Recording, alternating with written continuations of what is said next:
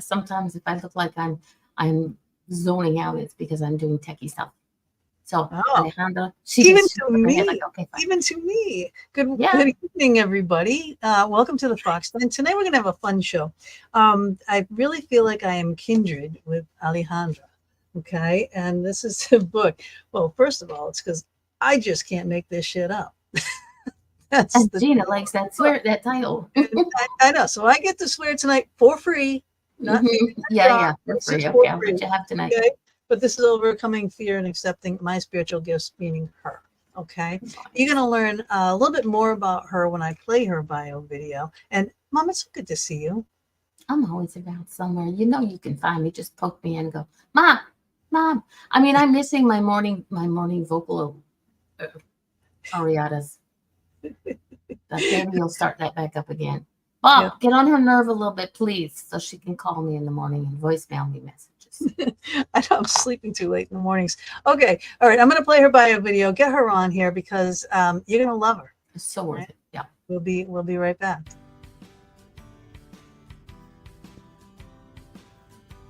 This week in the Fox Den with Gina B and Mama D, we welcome Alejandra G Brady.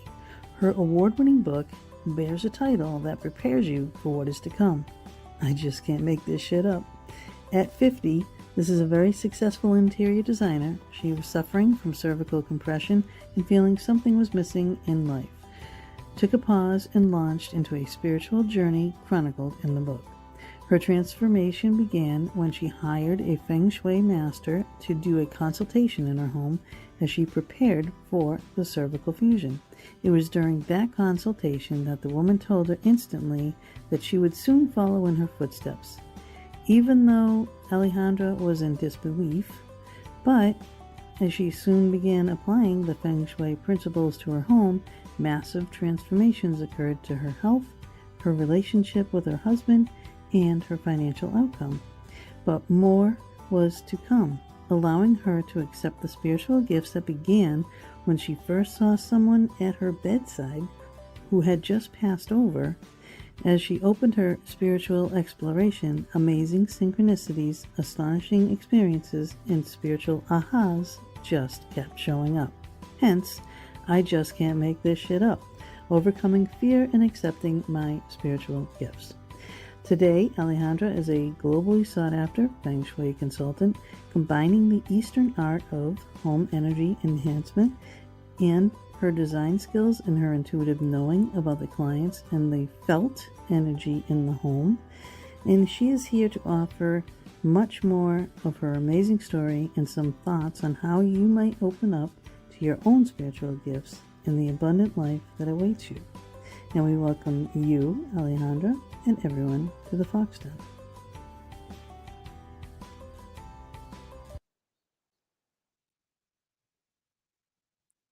I got back just in time. Alejandra, welcome.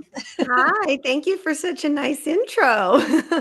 Oh, thank you, thank you, thank you. I wished I worked a little bit harder on that one, but I like it. I I like think it. you did great. And where'd you find all those pictures? Just I make them. oh, okay, yeah, they're great. Yeah. Yeah. Yeah, I'm an artist too.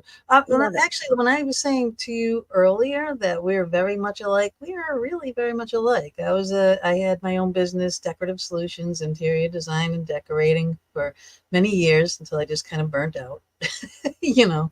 Um, but I never really got so much into the feng shui. One, because I probably have to declutter too much, and you see, I figured you were going to be going, eh, the whole time you're talking to me, get rid of those books. But I can't. You know, a lot of those books are from my shows. A lot of the books are decorating. A lot of them are art. A lot of them are, they all mean stuff. There's some you can't even see, and there's another library downstairs. Mm-hmm. And Well, I'm just I'm not a minimalist. I mean, there's stuff behind me too, you know. I think as long as you know what it is and it's intentional and it's something that Yeah. you need for reference or something else, there's nothing wrong with that. okay. Good. All right, you can Yeah, stay. you're All good. We like her. I'm so Okay. sorry, but I do love your book. When I started reading it, I wasn't quite sure how this was going to go. Right. And I was quite surprised, and I really enjoyed it. And now I really feel like I know you. So, no, going from being a designer, right? And I have back issues and neck issues and all that stuff too, which is why I just kind of killed myself doing that Right. work. So again, I Right. can relate. It's painful. Today I was down with a headache all day because of my neck. I had to beat on it, take all kinds of stuff, and it's just horrible. It's debilitating. Well, But how don't do you hate me, but I had an hour and a half massage this afternoon. Oh, yeah. You know what? I actually had a I client did a cancel. 20-minute here. Did we say we were liking her and she could? I had a client cancel. No, How many no, they can get you in? I'm like, let me see what happens. And they were able to get me in. Nice. When I was in Mass and when I was working, I used to get massages a lot. Now, my husband at the time, he died.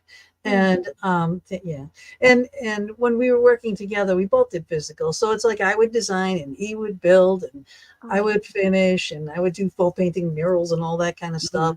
I'd put it in the kitchens and the floors and everything, and then he'd put the roof and the siding and the rough stuff and all that kind of everything. So we had a combined business, but we were physical labor, both of us. Yeah. So we used to get couples massages. So this was a husband and wife team that would come in, and I would get the wife, he would get the husband. You would think it'd be the opposite, but no. But I loved her. Becky was the best massage therapist. And then it's like once a week would have her come in.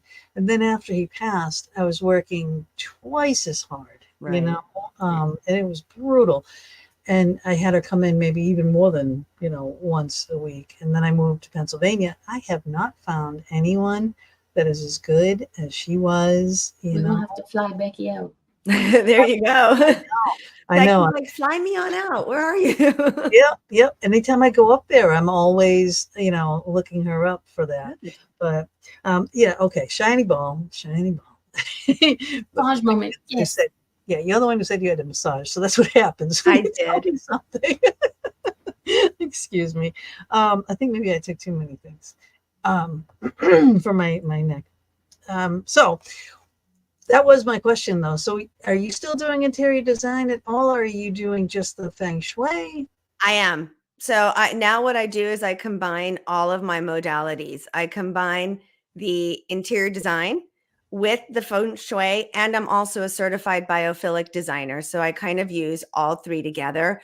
What I don't do anymore is do the super heavy physical installations. That's a thing of the past. When I had the lower lumbar fusion, I kind of stopped everything, all of that stuff. And I tried to come back to it after that fusion, but I just found it very challenging, as you said. And then when I had the cervical fusion at 50, then it really was a done deal.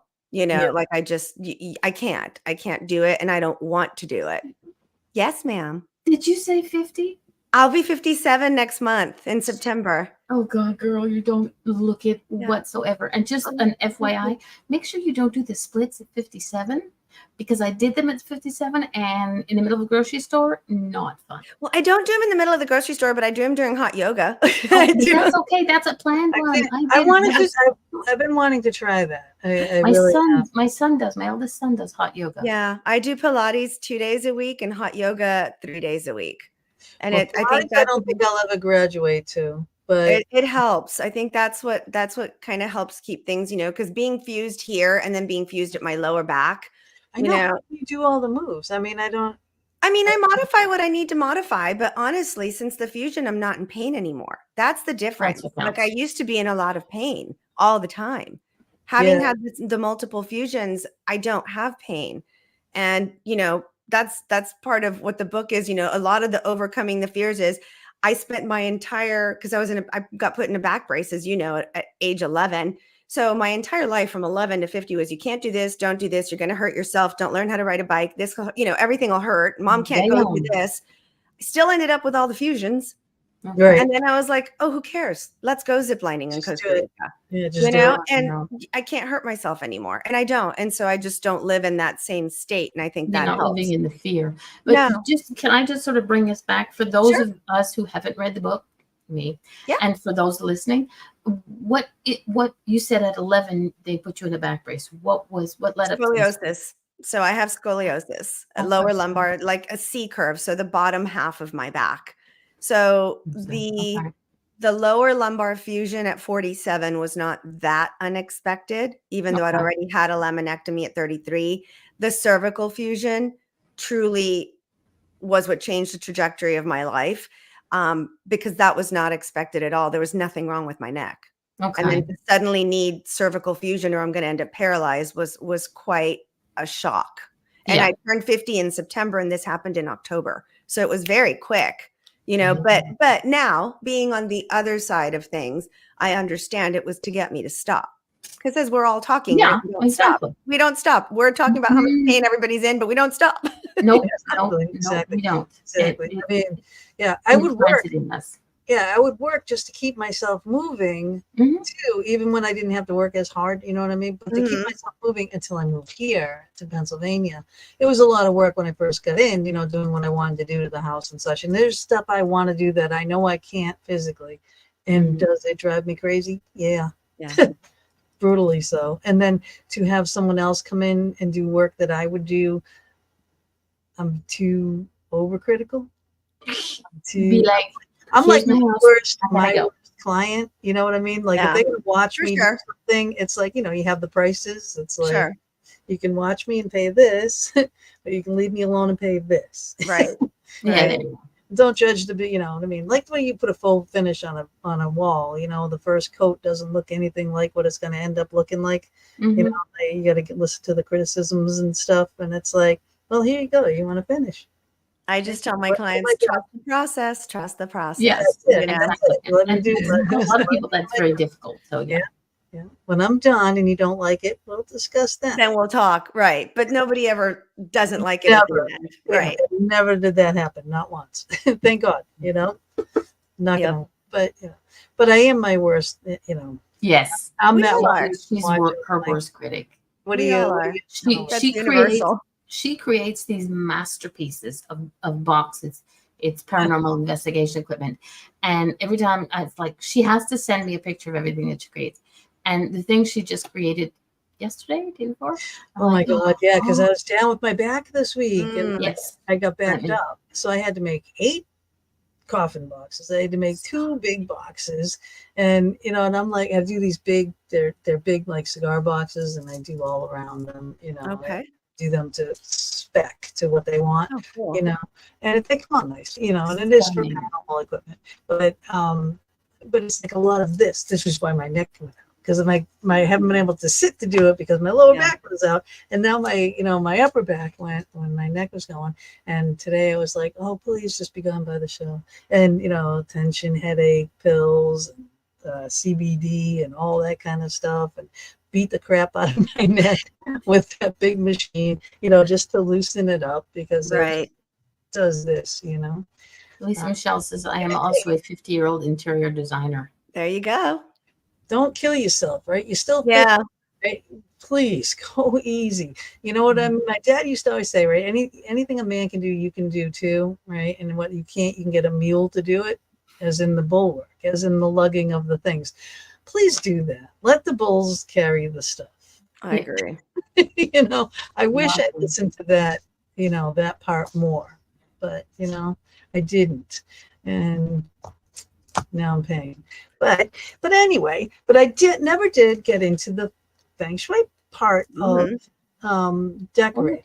I was going to do the course. I had that set up. It was like on the to-do list. Oh, really? That's interesting. Okay. Yeah, but it never panned out. That was right around the time when my husband passed too, because I was really into Other it. priorities. Right. At that point. Yeah. And then I had to we weren't ready. He was Sure. only 50, Oh, so goodness. I wasn't ready for anything. So I Yeah. had to do so much stuff, Right. and that Right. kind of went out the window. And then it just never got revisited. So, I mean, I've got books. I've done, I've read some stuff, but I've never actually implemented.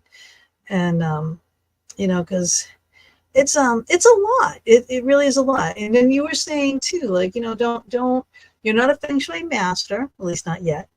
So, I don't know that I have enough time left on this earth to become one. Those people have usually been doing it 60 years or so. I'm like, we'll see. Maybe if I'm 100. Right. So, but I mean, it's a big ambition, you know, It but is. it is great. Now, Mhm. how has it changed your life implementing this in your home, as in like physical and in all the aspects? It's well, it all kind of worked in one, it all kind of happened at one time. So I found out I needed this fusion. And I'd never worked with feng shui either, by the way, up until 50. I think intuitively as designers, right? We look at stuff and there's some stuff that you do intuitively. There's a lot of stuff that designers like to do that is not very good feng shui, that just looks cute, you know, on TV or in a magazine and stuff, but it really energetically is not really good for the client or for whoever's living in the space. Mhm. But and if you do decide to implement it, then you do have to look at things, you know, once you put the goggles on, like you can't unsee it. So Yes. I can't, even if a client wants beams across her bed, I'm like, no, you know, if you're working with me, no, because they are not beneficial to you. So I'm not going to do them. I know it looks pretty. I know it's trendy, but I'm not going Mhm. to do it. So you have to be willing to, once you get certified and go through all the process and implement it, then, you know, you've got to kind of stay true to it too. That's another aspect. But Yeah. to answer your question, so I found out I needed the surgery. I was working on a client's home who at that point in time was really much more in tune energetically than I was, or that I knew that I was. You know, it was not a conscious thing for me at the time. Yep. Sorry. So, Sorry. feng This shui is, is my brain. That's yeah, funny. that's, It yeah, he helps if does. your space, I mean, it works if you do it in your home, it's going to work for your space, for your head as well. Well, So that's the thing. Yeah. Hey, Jojo. she Yeah, she was that's fine. hiring this feng shui master to come to her house. And she said if she comes to both our houses and does a consultation for each of us, she won't charge us travel time because she was coming from out of town. Okay. And something just made me say yes. Honestly, it was that simple. I just said yes. I really didn't know what feng shui was. I didn't know at the time she was a best-selling author all over the world. Her book had been translated into 9 languages. Like, I knew none of this. I just Wow. said, okay, you Yep. know, and as they say, when the student is ready, right, the teacher appears. Exactly. Yep. Yep. Yep. So she came to my house. Like First, the we good did my, guides were telling you, yeah, you know. exactly. Yeah. So first we went to my client's house and I took notes for her. And then we came to my house and she was taking notes for me and I was taking notes too. And as we're walking through the house, I really wanted to focus on the bedroom because when you have cervical fusion, you're put in a neck brace and Mm. you can't move. Like you're looking Yeah. only straight forward. You can't look down. You can't look sideways. You can't do anything for about 8 weeks after. So there was going to be no reading, driving, going anywhere, studying, working, none of it. I was going to literally be in my bedroom watching TV, you know? Okay. So I wanted to focus on the bedroom. So she was walking through the house. And when you do a consultation, and I do the same thing, you know, we look at all of it. But Yeah. then we focus wherever the client wants to focus. Or I tell people, like, you know, they're like, where do I start? I'm like, what's the most important? Like, what was it that you called me for? And I called her for my bedroom. So I implemented everything she told me to do in the bedroom. She stopped and she looked at me and she goes, you know, you're going to be doing this. And I said, no, thank you. I just want to know what to do for my, you know, for my surgery. I mean, I was very tunnel visioned at that Yeah. point. I was freaked out that I was having this huge surgery that I didn't know I ever needed to have. They're going to slice my neck open. And if not, I could end up paralyzed. I mean, it was a very scary time. And so I did what she said. And the energy shifted so much in our bedroom that about a month later, after I was kind of out of the fog of the pills and all that stuff, my husband's like, what room do you want to do next? So we kind of did everything that she told us to do in our house before I ever decided to call her up and ask and see if she had a certification course and all that. Like I became a guinea pig. And then the shift was so amazing in our own space. And we felt so much lighter. And all these things were happening. And just there was a lot of things that were falling into place that previously I felt like I was just slamming my head into. And Mm. about getting the house energetically aligned. And yes, letting go of a lot of things that we didn't need anymore, that didn't align with where I was, things that belonged to my parents who had passed that did not speak to me, you know, that I felt just guilt. I kept them 100% out of guilt. And Yes. as we let those things go and gifted them to other people and did all of that, everything shifted. And then that's when I decided that I needed to make this part of what I did for my clients. I did not want to go back to my design practice the way it was. Like you, I was very burnt out. I just was not interested in doing it anymore. And I just said, I'm going to stay gone for a while until I get certified. So I studied full time for over a year for my certification, got certified, and then kind of created the new business model, which was doing it. I will not work with anyone unless I do a full feng shui consultation first. And then after the consultation, if they want to hire me to implement everything we talked about, which half do, half don't, and all the virtual ones I do all over the world, obviously. I've done a few where I've done their places virtually, but for the most part, a lot of those are local too, or they'll fly me. Some clients fly me back and forth to their houses. But only then will I work. So then I had clients come back to me who had been waiting. Yep. And I said, well, but this is a new way of doing it. We're working with energy. And they're like, oh no, we have no interest in that. I'm like, you have no interest in having your home energetically aligned and beautiful as well. Okay, well then we're not meant to work together anymore. Yeah. And that was that. So I basically started, I think I kept 2 clients from before that came through that were open to doing it with energy alignment. Everyone else has been new because there was a few super interesting. I mean, I'm like, it seemed like a no-brainer to me, but I know. I'm very resistant. You can't stuff a good thing down someone's throat. How much you want to do it, you just can't do it. But I mean, there are things I've done in my design too. I never put a bed in front of a window. Right.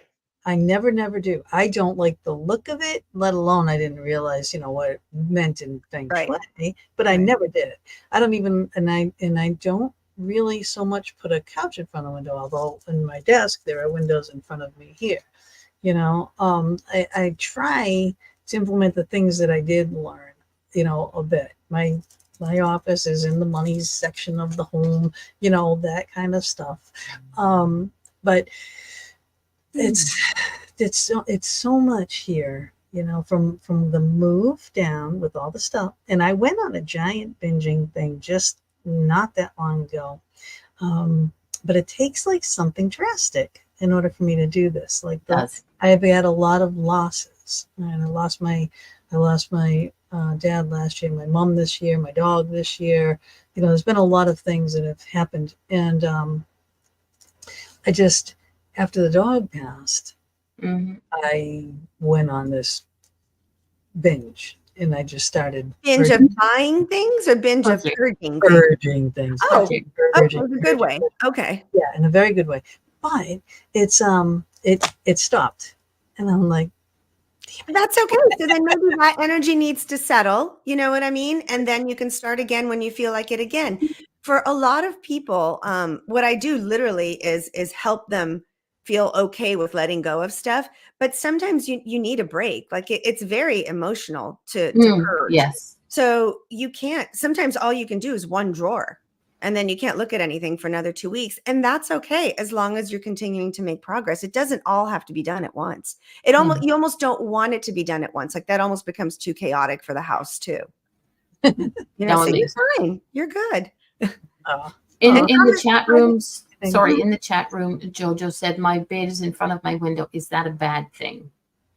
It's not that it's a bad thing. What it is less support for you. So really feng shui is 4,000 to 6,000 years, depending on the text that you read, of common sense, right? I mean, it's ancient, and it comes from China. And it was originally created for royalty to determine where the best position was to put their temples and their residences and their burial grounds. So it's always been about what's the most supportive position for the occupants of a space, whether alive or even for them, like where they were going to reside after death. So the thing with a bed is that we spend a third of our lives basically in our bed.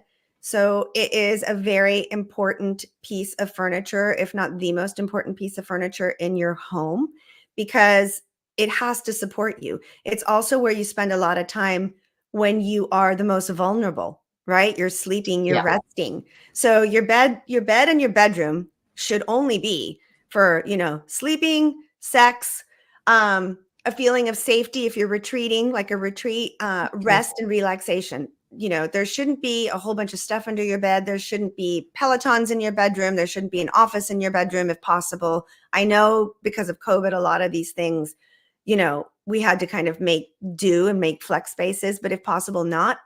So the reason that you don't want your bed against a window is that window's open space, right? So it doesn't feel as supported. And it goes back to, once again, subconscious feelings in our bodies.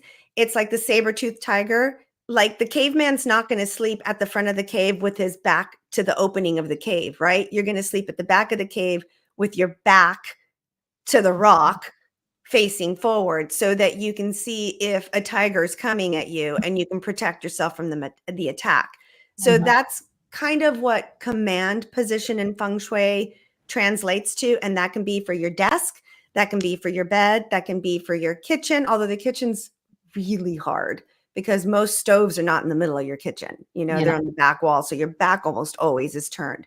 But if you can do your bed and your office in command, it will help you to relax subconsciously so that you can focus on the task at hand. So the task in bed is to sleep and rest and rejuvenate.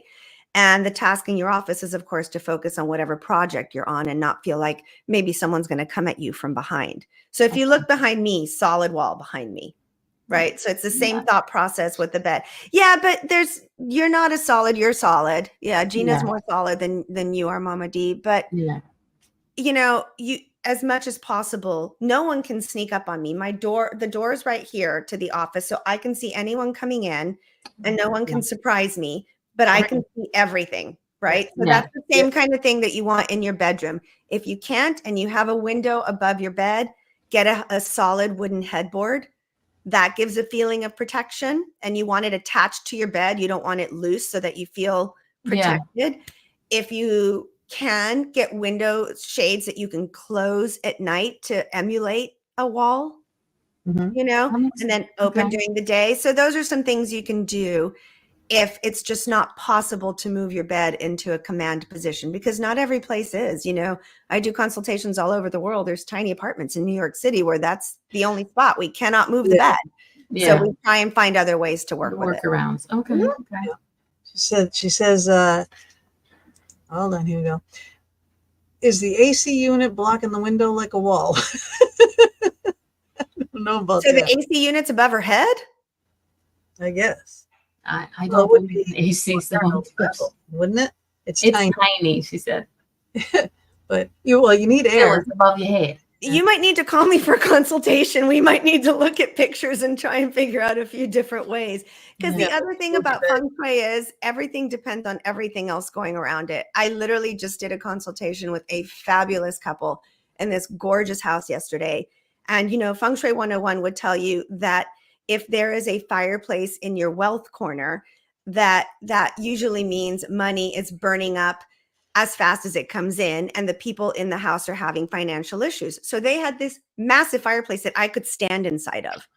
And so, of course, as I'm walking around the house, I said, well, you know, because they're like, what do you see? I'm like, well, I just have some questions, you know, and it doesn't, because it might mean one thing in one house, it might not mean something in another. I go, how are finances?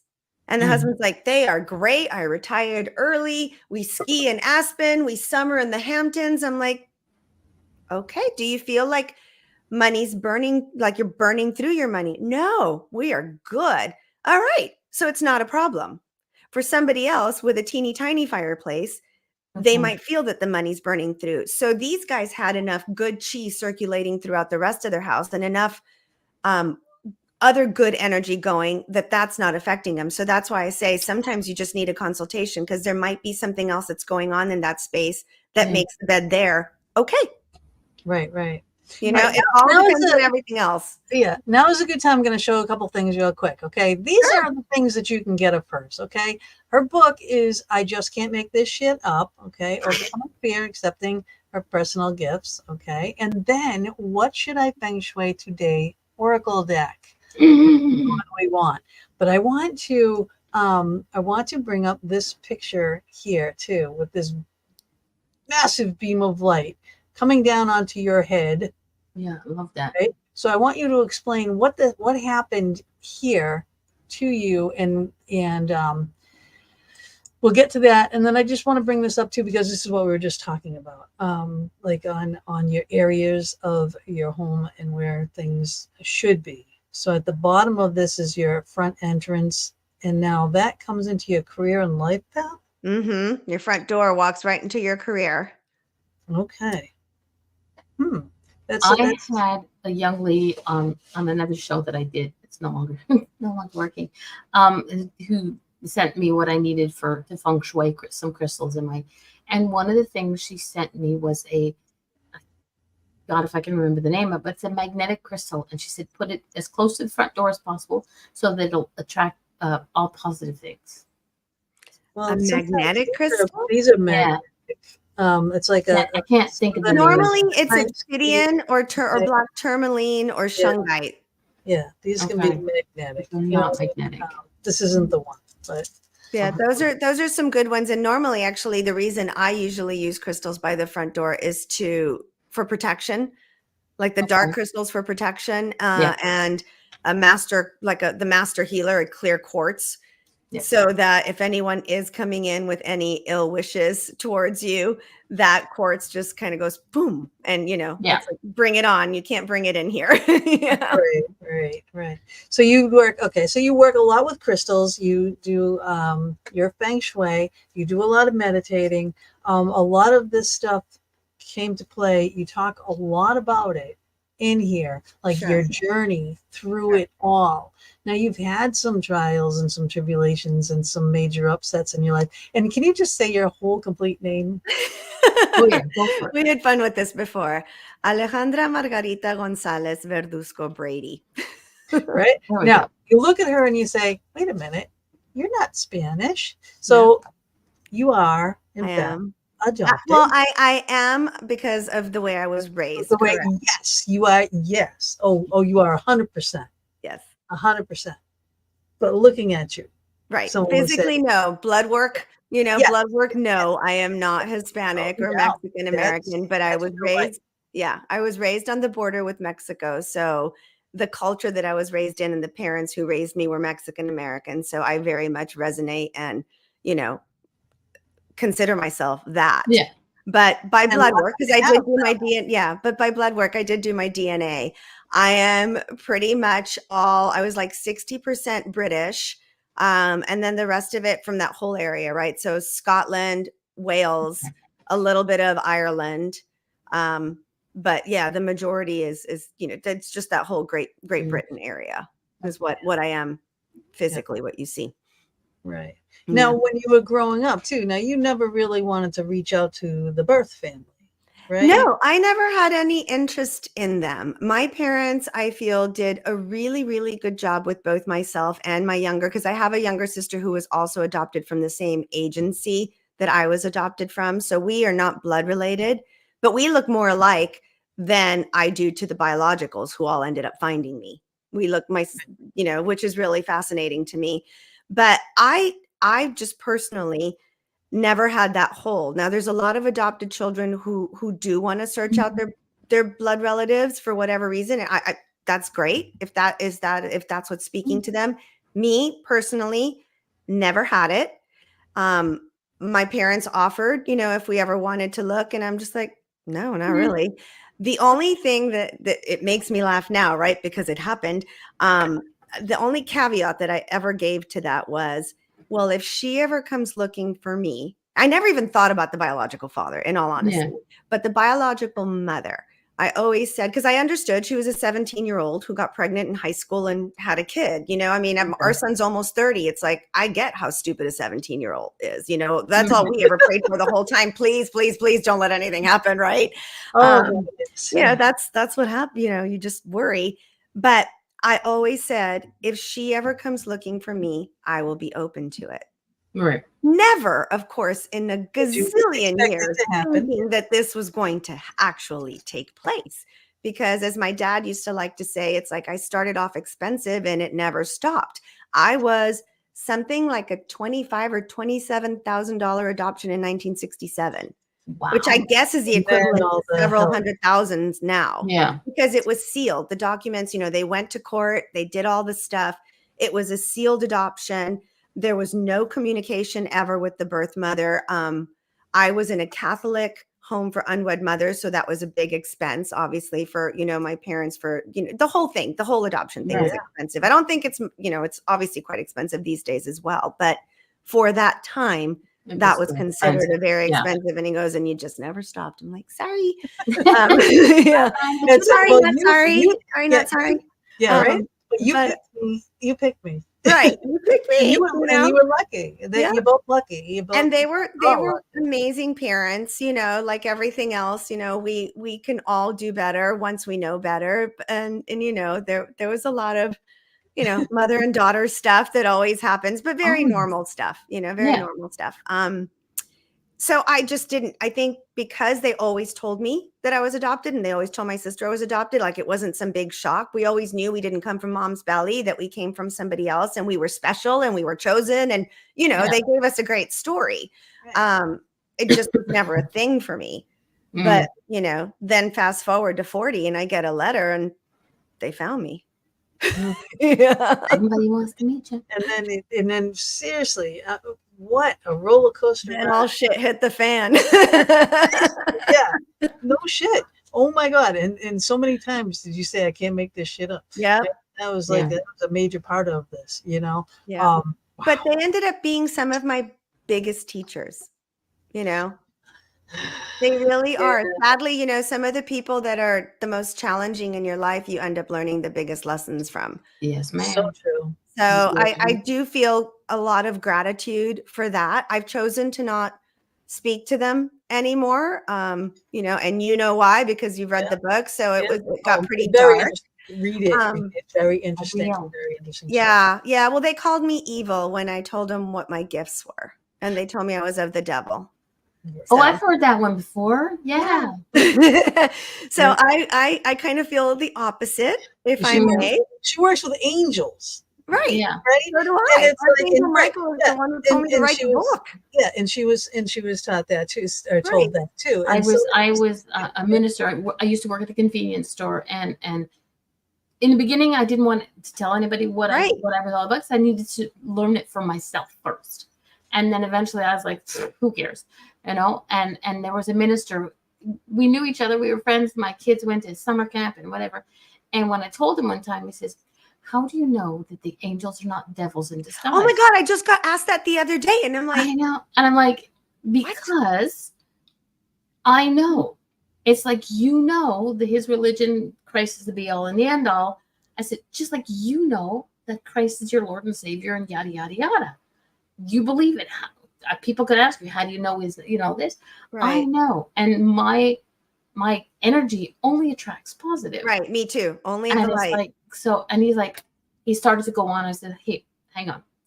We're going to agree to disagree. We'll never talk about this. I'll never talk about your religion because I was born and raised a Catholic. So, you know, that little altar girl, you know. Same. But we'll just have to agree to disagree. And we still remain friends because we didn't talk about what we didn't agree on.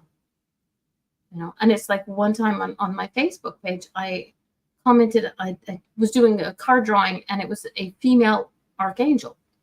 Mm-hmm. And oh my God, did I cause a ruckus there? Their angels and archangels are only males, yada, yada. I said, no. Really? I said, no, first off, they're energy. They're not. Right. They're not even being like, they're not even, they were never physical. Yeah. You put the names, man put the name to them. You know, you gave it. It might be a sound that comes out, but somebody said, okay, male that's Michael. Female, you know, it's a energy. I was so taken aback. That happened to me 3 days ago. I was being interviewed and asked questions. And the person that asked me the question said that, you know, well, what made you decide to write the book? And I go, well, I didn't want to write the book. I was in the meditation and I even said prayer because I was getting the gist of where this person was coming from. Right. So I'm like, I was in the middle of praying and meditating. And I got told when I asked what my purpose was in this life at this time, that I needed to write a book and share my story. And I got told this by Archangel Michael. And she says to me, how exactly what you just did. How do you know that it was, that it wasn't, you were not being deceived? And I'm like, well, I just know, like I only attract light.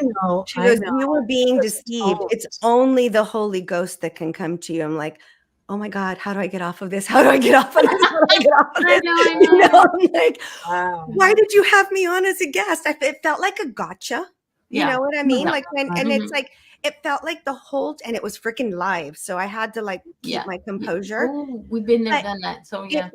it was like everything I said, there was a contradiction, and it all went back to like, well, Jesus is the only answer. I'm like, I'm not saying he's not. Yeah. I'm Right. born. Right. She goes, You know what I'm though? born and raised a Catholic. I don't know what you are. I go, honey, I never not went to Catholic school. I went to University of Notre Dame. I was in Catholic uniform from kindergarten till I graduated from college. Yeah. Did Hello. she read the book? No, obviously not. Of course not. Of course Yeah. not. But it was so. It was a gut It punch. was just wild to Well, me. I'm really sorry that you had to go Oh through no, that, that's but we okay. all Again, do. another But in teacher. this field, Exactly. you'll Exactly. Another It's a teacher, learning right? moment because now you're whatever prepared for the the next gifts are, person. who Yeah, has- just has another a question. teacher and another way to understand that, like, all of these, wow, get yes, yes. Yes. Maybe I need to be a little more discerning who I say yes to. You know, Okay. You don't know. You don't Here's- know. We've you had don't some know. guests on our show that flipped a Okay. script. We Had some thought, you know, specials. someone Wait, was okay, going to do two something, major specials. and then oof, it was it's just like it's I- interesting. never are we All great speechless. teachers for us. All great teachers. Oh, yeah. Teach us how to stay It's- composed. Teach us to stay aligned, Exactly. and And you just learn. smile and get through it and wait for that damn thing to be over. Oh, yeah. And the thing is, you'll learn. Like, Yeah. hold on a second. Yeah. But I Some can hear people need to tones. learn to say no more often, but you'll learn when to say no. See, see the look on her face. Talking to me. Yeah. No, it was very interesting. But yeah, I never had been asked that question before, that how did I know that it was an angel and not some sort of demon or other deception? Yeah. I'm like, God, it never occurred to me that it would be. Yeah, Like, it just flat out never. I mean, I don't attract that energy. exactly. Yeah. But I have like these three different distinct tones. You know, it's like the low, medium, and high. And I'm in the paranormal. You know, so I'm always working with energies. And, you know, being a decorator and a designer and tearing up people's houses, there was always something. Ooh, there's some stuff that comes through. Whoa, always No. stuff going on. So, but if it's a high tone and a medium tone, it's fine. You know, Right. then I would know I'm dealing with something elevated. You know, the really high tone is really elevated. That Right. could be an angelic thing. It could be a whatever. You know, like a medium tone is probably the old owner of the home going, I like that color. Yeah. Please Don't go don't- changing please what I don't. did. I remodeled Yes. that 50 years ago. Don't go And- changing. And it's beautiful and it's up to date. It's like, Simon Pink, it's my walls. it's not, but you have to have the conversation. But then I have the low tone. Yep. And if the low tone comes in, I veer people away from it. So it's beneficial to me, especially if I take people to a haunted location, or you know, or if I'm even having a conversation, or even doing like pulling cards. Yeah. I'll even sometimes get that low tone about a card, you know, and I'll have to choose my words Mhm. Wisely. Oh, even yeah. Oh, on yeah. what you say. Yeah. You Choose know? your word wisely. So it's like, you know, but everybody's gifts are different. Right. So I have the clear cognizance, you have the clear cognizance. It's just, you just know Mhm. things, you know, and that's hard to explain to someone that Right. doesn't It is. know. Well, Because except that people will tell you, like with my biological family's case, you know, it's a bloodline gift. So my biological mother has these Ooh, gifts too. yes. She decided not to accept them. Fine. Free will. Mhm. It's beautiful. Her daughter has them too. And so my biological mother's husband, which is the father of the other daughter, she's a half sibling, said that his daughter has the gift of prophecy, and that's in the Bible, and she has the gift of prophecy. And I go, what is the gift of prophecy? Well, she, just because I'm like, I wanted to see the difference. Well, she just knows things because she knows things, and she knows what's going to happen. I go, so claircognizance. Mhm. No, that's of the devil. The birds. Oh my God. what Joan do says, you think what the is it? prophecy is? All right, when you go It's through, literally the same definition. And I'm Yeah, like, let me so put we this have back up the here, same gifts. right? And So neither one of them is bad. It's not, there's nothing wrong with it, you know? But yeah, it's so just really interesting that if you call it one thing, you're of God. And if you call it one other thing, you're not. Yeah. So Yeah. like this, this clairvoyance, this Right. seeing your So I spirit. have clairvoyance. I have my strongest is clairaudience, and my next strongest would be claircognizance. I kind of have lost some of my clairvoyance as I've gotten older. Mhm. That happens. Yeah. Definitely. Yeah. But the hearing and the knowing is just so strong. Yeah. Yeah, sometimes the hearing is just like too much, or It again, is. I have to tell them to like dial it stop. down, like turn the Yeah. mic off for a little Ooh, while. You yeah, know? ooh, and it hurts your ears and everything Yeah. else, and it's too much, and it's just, ugh, okay, and Right. when it's time to listen to you, I will, Right. and you have to like do your own boundaries, like, all right, I'll have office hours, if you want to come and you really have I something do have to office hours. Yeah. Yeah. tell me, I do. that's what you need to do. Yeah. It's but again, everybody's different, and we're all given these different gifts for a reason. Of Yeah. course. Of course. And, And that's the thing is I'm so respectful of everyone's gifts, of everyone's beliefs. I think whatever brings you comfort, whatever brings you peace, whatever brings you that feeling of belonging is beautiful. Yeah. You do you, but then let me do me. yes, You know, Yep. yes, It's like, I'm Yeah. not allowed to do me, but you can do you. That's when I have a problem. That's when I start getting into the hypocrisy, and that drives me freaking crazy. Yeah. You know, Totally get you. again. Totally. Oh, so many things I want to say. I do not want to give this entire book away. Okay. Now, yeah, it's 300 and whatever pages. And you know what? I read it in 2 days, and I could have read it in one because I did not want to put it down. it would hurt your back more. You wouldn't be moving. I'm telling you, well, see, I don't like reading a book on the computer. I hate it. Neither do I. I need a Have book in my book. hand. Yeah, and I feel more connected. I feel more close to you. I can read it in my comfy chair, Mhm. with my heating pad on. There you go. Feet up and heating pad and everything. And that's how I like to read. When I have to do the computer, I'm just like, I'm so antsy. And so I'm kind of bouncing around tonight is because I'm still kind of, Your if my back. back sits in Right. one position too long, I got to move, So, we never did answer the question of the beam Oh, over yeah. my head. Did you want me to go into that for a bit? Yes, please. Oh, definitely. So when I was told during meditation, so first I feng shuied my house, then all of a sudden all this stuff started happening. So I started meditating. And as I meditated, I got the message from Archangel Michael, because I really truly was asking what my purpose was. I was being very, very sincere in my prayer and in my ask. Our son had graduated from college, living his best life in Chicago. I was having this massive surgery. I had taken a break from my business. I was kind of lost, right? Kind of figuring it out. Where am I? So I got told to write this book. I said, no, thank you. Just like I said, no, thank you to my feng shui teacher. And then after 5 days, I kept getting told, you're doing it, you're doing it, you're doing it. So I finally said, okay, what am I doing this about? Who cares what I have to say? It's, I'm 50-year-old privileged white woman. I am with not an exceptional life. And they told me just to start writing down whatever I remembered. So that's what I started doing. Then I went to this place in Tucson, Arizona called Miraval, and I worked with some healers there. And they're the ones that told me that I walk around with a beam of light over my head all the time and that I was considered a light worker. I didn't even have this terminology. There it is. See that? Yeah. Right there? Yeah. Boom. So what's really funny about that is one of about 100 pictures.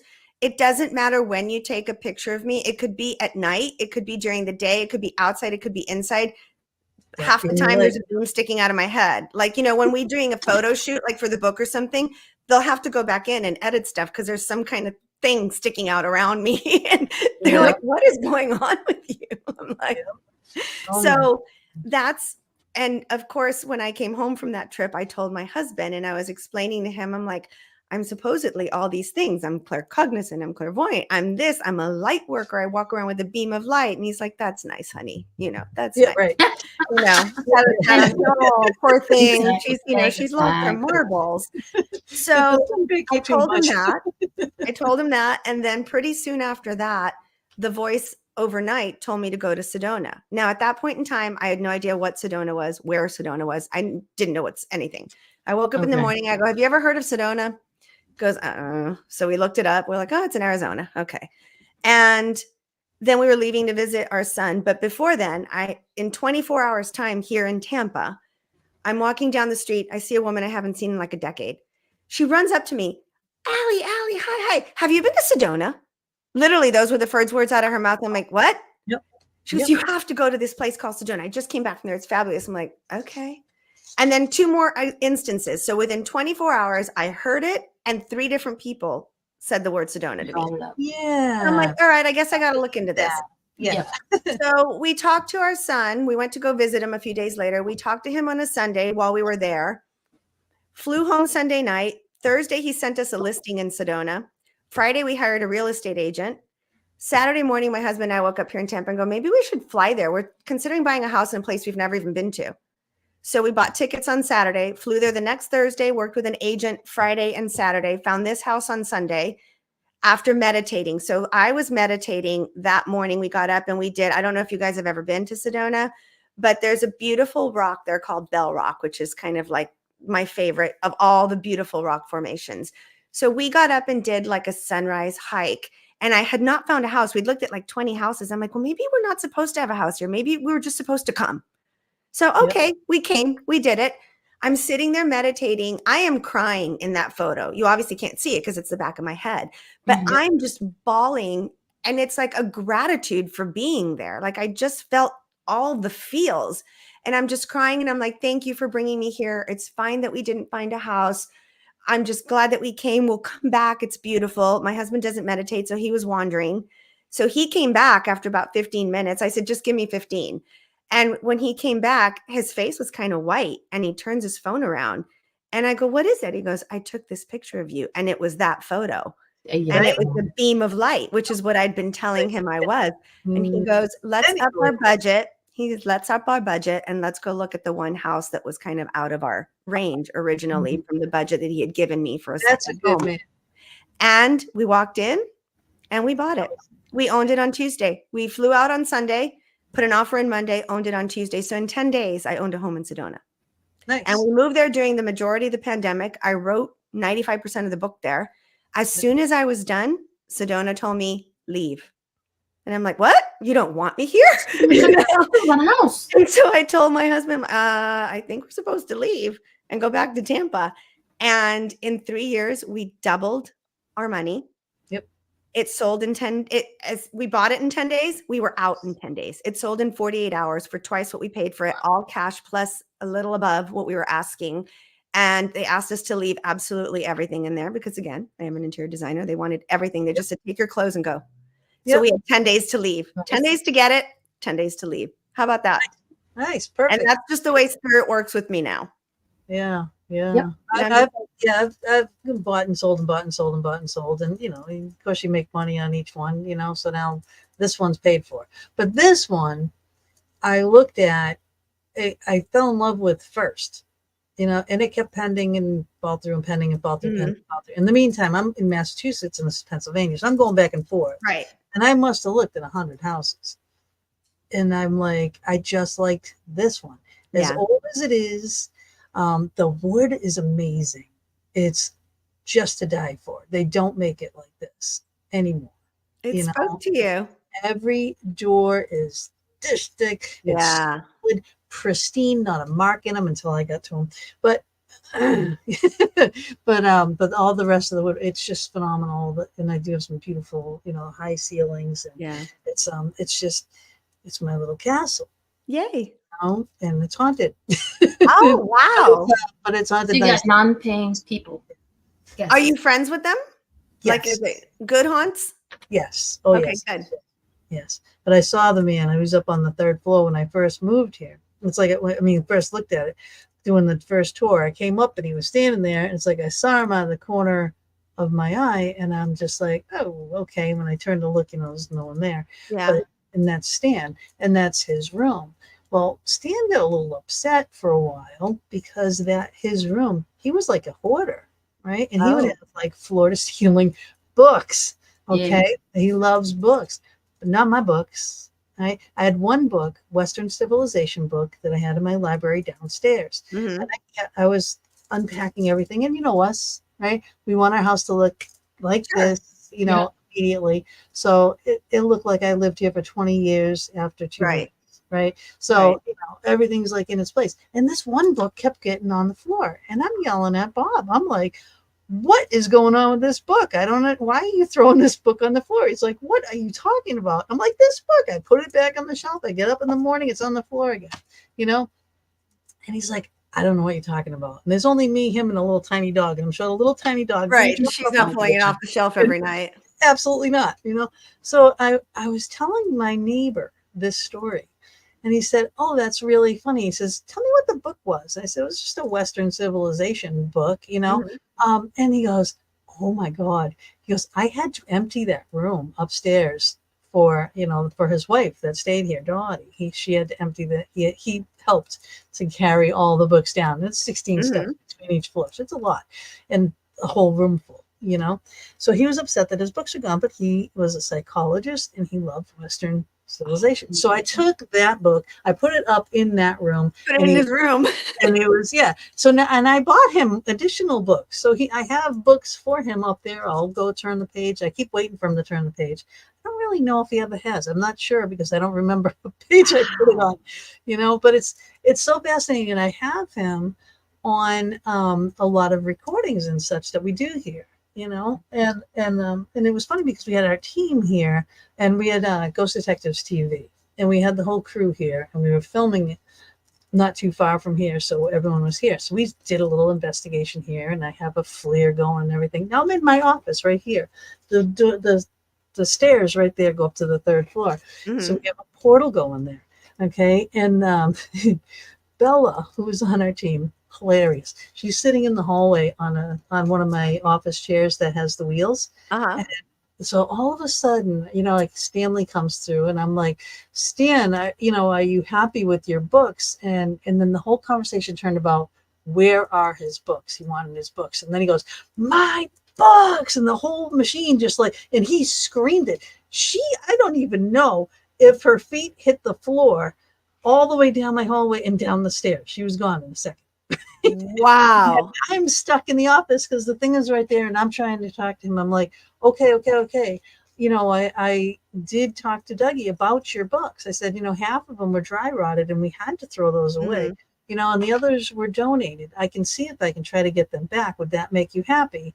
And then it was like a sigh, and yes, it would. And I'm like, okay, but I did look into it, and you couldn't get any of them back. So I mean, I did do it.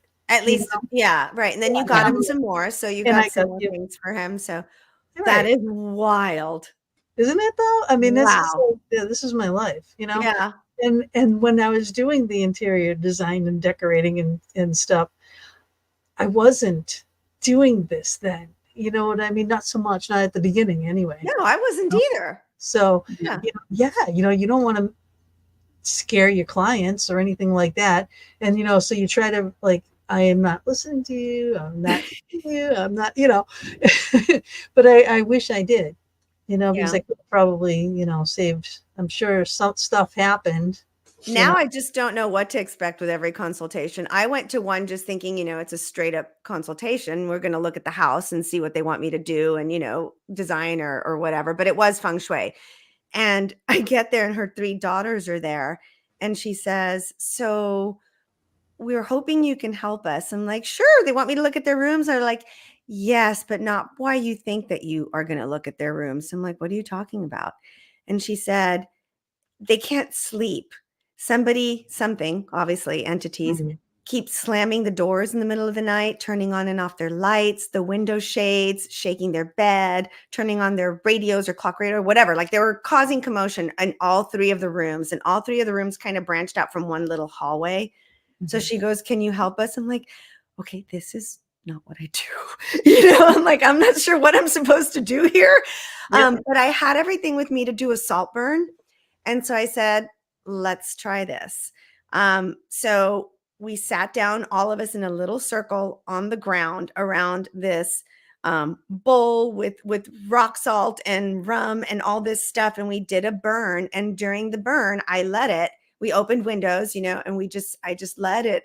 And I Yeah. just said, if whatever entities cannot be transmuted into positive beneficial entities that are not going to scare these 3 children, you cannot do this anymore to them, then we thank you for the time that you've been here, but we are asking you to leave. It is time to go. Like these children they need sleep. Perfect. Yep. Yeah. And then I said, how many of you are here? And they said 24. And Wow. I get chills. Look, I do it and I'm like, whoa. Yeah. And this is years ago. And I'm Instantly. like, look. Instantly. Yeah. Yeah. And then in the end, 6 said that they wanted to stay, but they promised not to scare the children anymore, that they were just going to be there as guardians. So I asked the girls if they were okay with that. They were a little hesitant, but they said, if they don't scare us and if they let us sleep, then we're okay. And so that was several years ago. And I saw her call me back to then do her business. So I had a chance to ask her, like, what's the update? And she said, no, we've never had a problem again. Yeah. So that's exactly like what I do. don't know what you're going to get when you walk in. I'm thinking we're going to move a sofa and I'm here going, woohoo, let's talking to some spirits. Like my life is interesting. That's for sure. It's fun. I know it is. And it's a crapshoot. It is, like some houses I walked in and I turned around and walked out because of that low tone. Yeah. It's like, ooh. I did that in Sedona. Like some that we're looking at when we're buying, we'd pull up and I'd be like, next. Like just next. And right around the corner. I haven't even looked inside. I'm like, I don't need to. Yep. Around the corner from here. Because I was coming, if I came down, I'd come down like for a weekend. So I'd see five houses, whatever. And I would go drive around and see them at night. So I parked. I mean, it's literally like I can walk there. Yeah. Minutes from my house, but there's a cemetery across the street from it too. But I I parked and I'm looking at the house out of the window over here, and something came and rushed me over here, and it was bad, and I'm like, ooh, and I looked up the street and I'm like, what is up there? And my boyfriend said, well, that's the cemetery. And I said, ooh, okay, so something that's out of there, but heading to that house, right? When we go into that house the next day, all right, everything's gone. The only thing that's left in that house, all religious statues, pictures. There's Mary, there's Jesus, there's all crosses. I'm just like, they were trying to keep something out. Yeah, I'm like, oh my God. And even when you went into a barn, there was a little barn in the backyard. You open the door and it's like it's all open, and then you go and you look at the stairs. Right at the top of the stairs, what's there? It's a Jesus painting, facing you. Well, the people probably felt like we needed so much protection living, being in that house. And I was like, I could never live in there. There's no way. There's not enough grounding. That's another thing that we have in common too. Is like when you were told to ground like twice a day. Yeah. I do that in the morning and I do that at night, so the morning is getting ready for you for the day, and at night just getting rid of the prep for the day to get ready for the night, and we need to do that because we're so open, mama included. Oh yeah, of course. Yeah.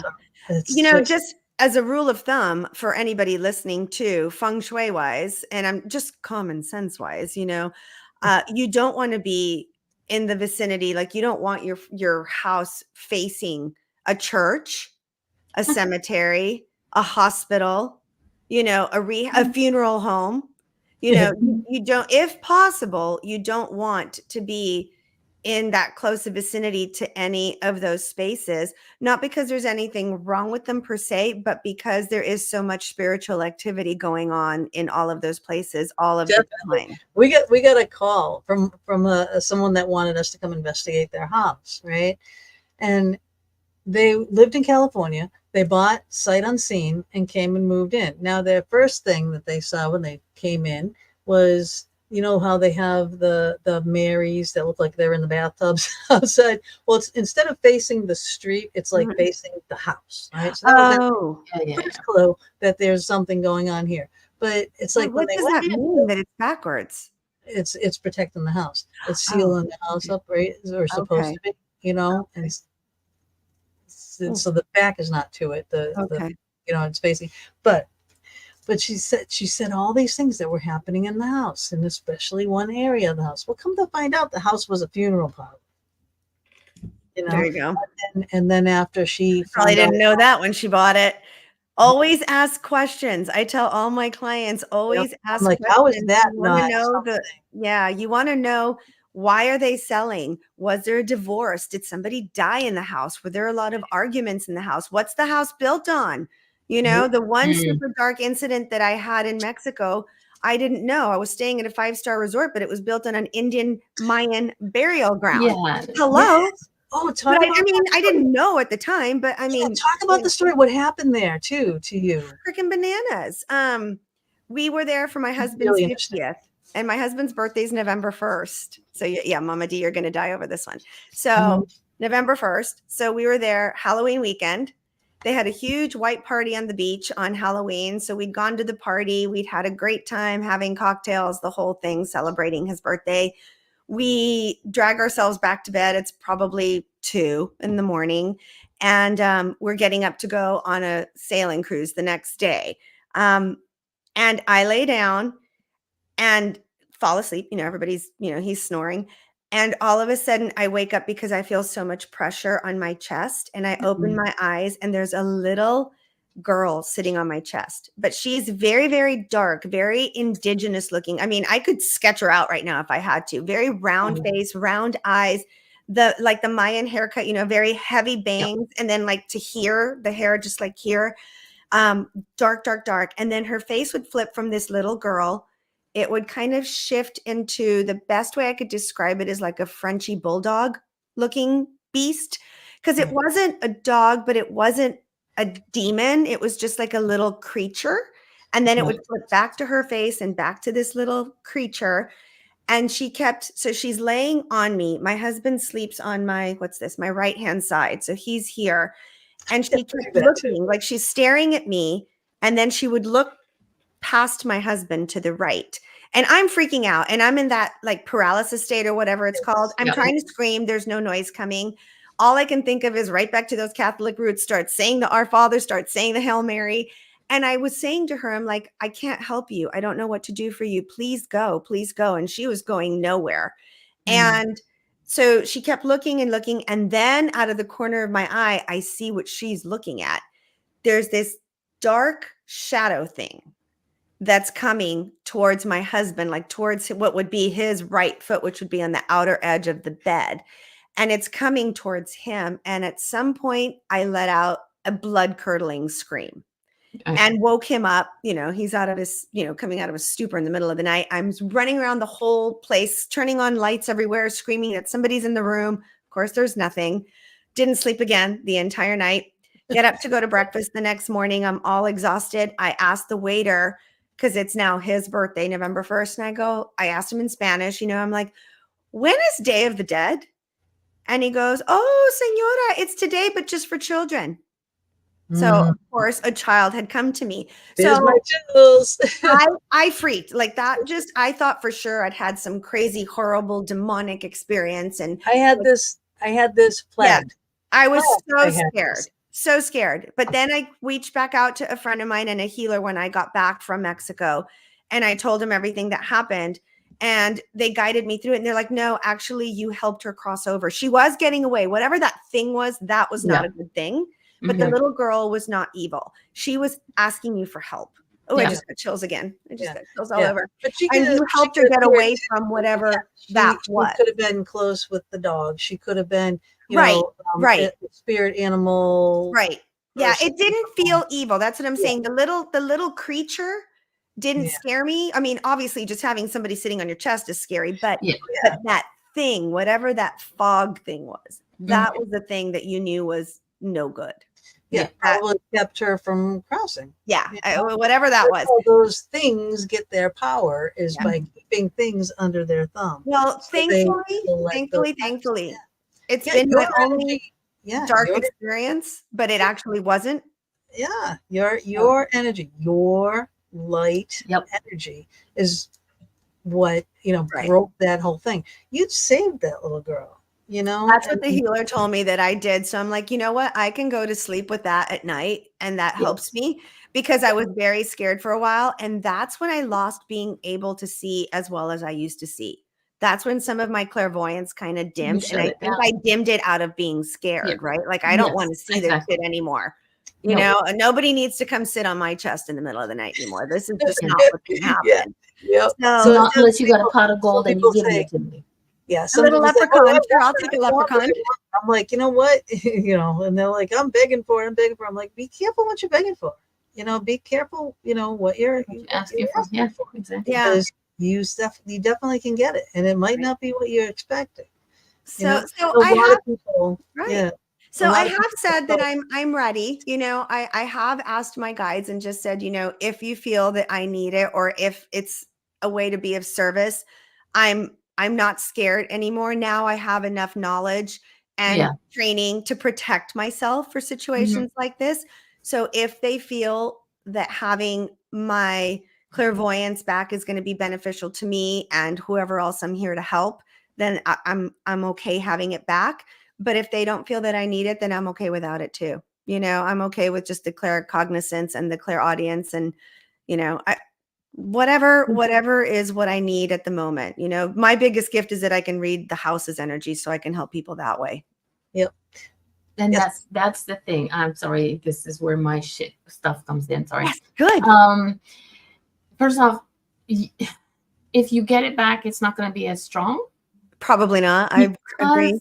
Because the gifts that you have now, you know, like how they say when people lose their sense of sight, their hearing improves. That's what's happened, and that's one of the reasons why that left, was because you needed to build up those other senses. Okay. So yeah, no, you're not getting it back, and if it is, it's going to be like in very tiny little. When you need it. There's nothing major is going to.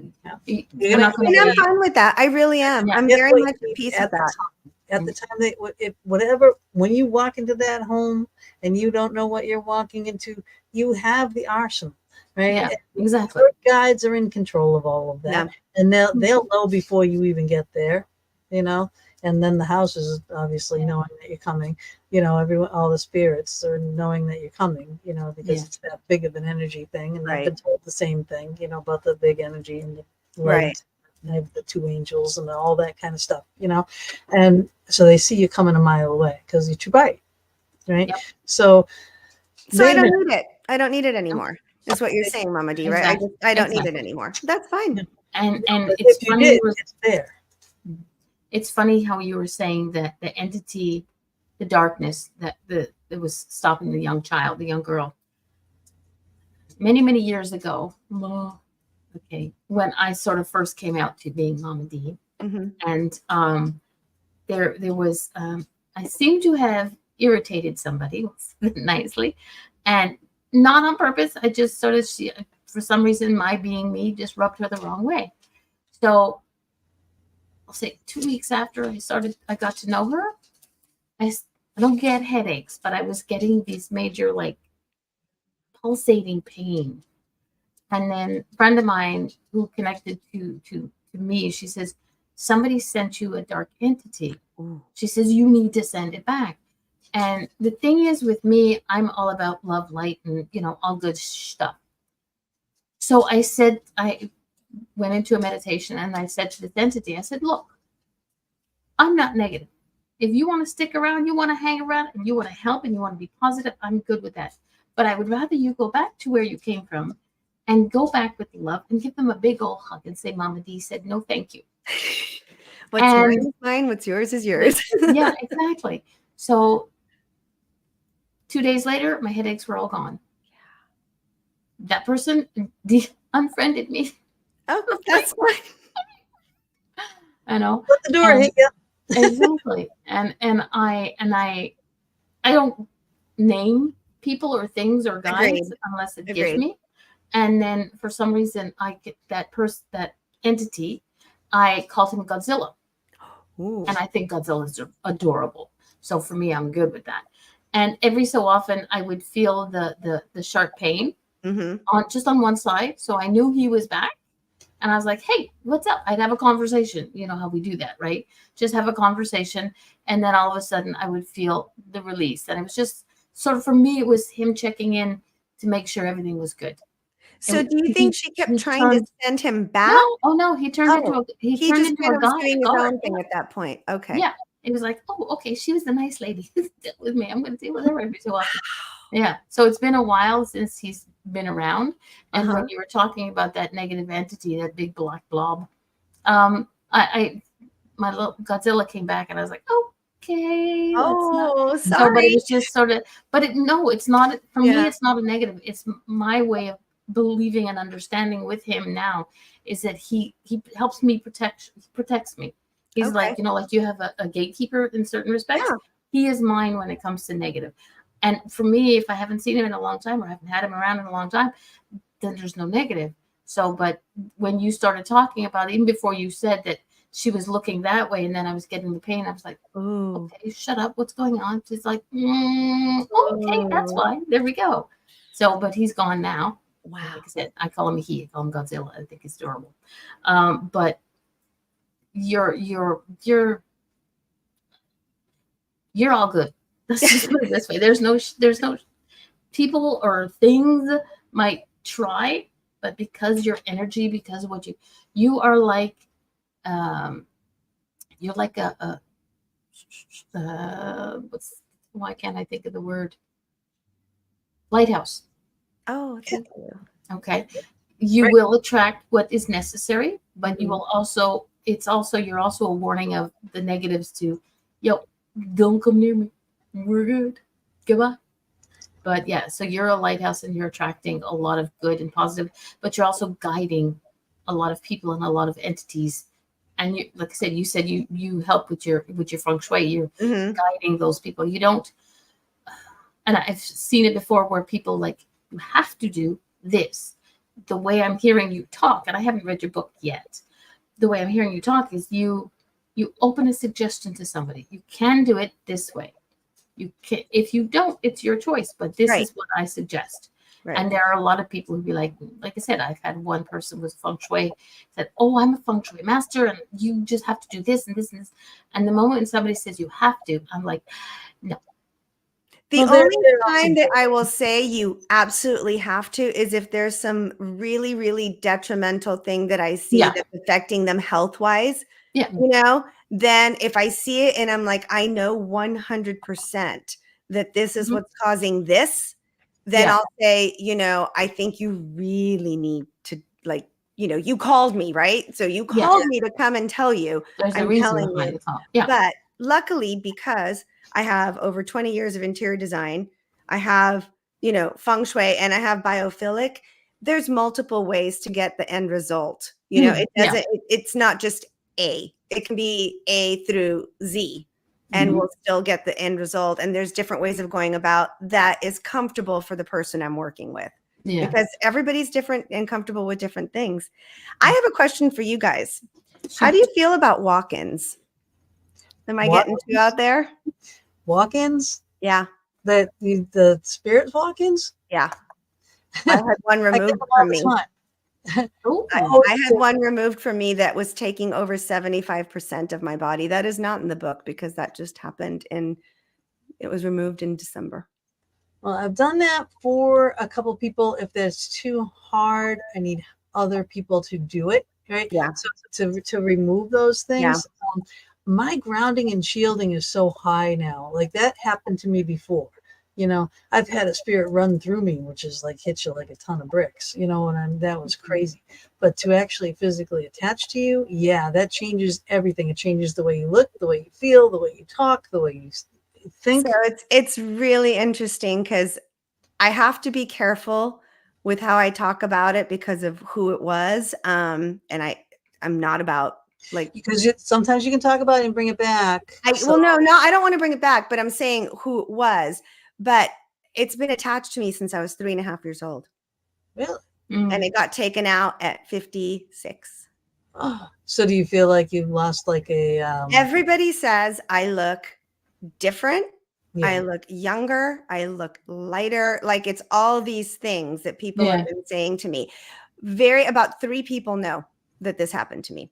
Okay. Because Now, I just have to be careful again of what I Yeah. talk about and who I talk about. And, this is getting a little bit more Yeah, into things that make. So I don't call No, it no, walking. no. The I walk call it will a come back. I I'm call not it- worried about the walk-in coming back. I'm not worried about it attacking anyone else in my family. I'd never even heard the term yeah, I call it just until a an friend of mine met the person and said, that is a walk-in and that is attached to you and you need to go see this person and this person needs to remove it. And I get to this person and I just said, I don't know why I'm here. So-and-so told me to come to you, Okay. And she goes, I was told I needed to free you this morning while I was meditating. She goes, this is not what I do. Isn't that crazy? Yeah. No, And I'm I like, know, I believe it 100. yeah. Yeah. I mean, it took a lot on my end too to kind of.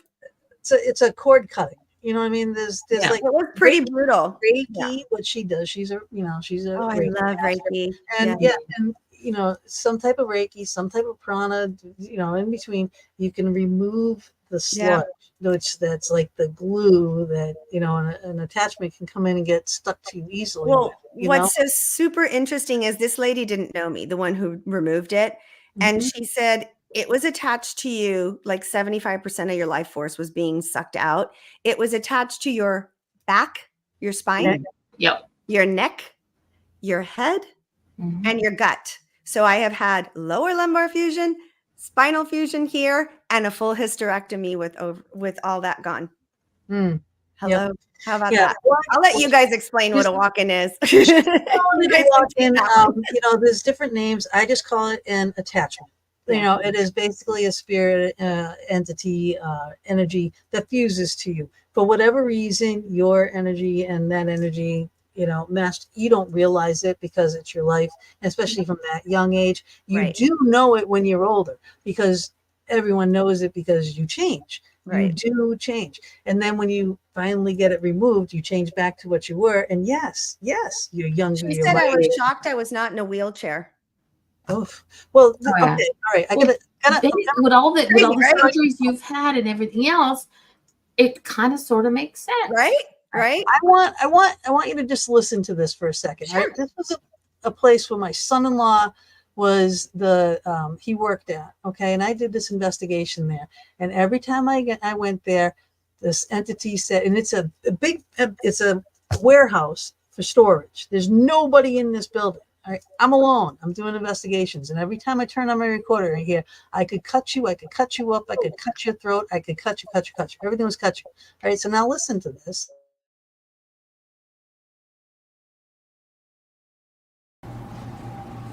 Why do you hang around this building?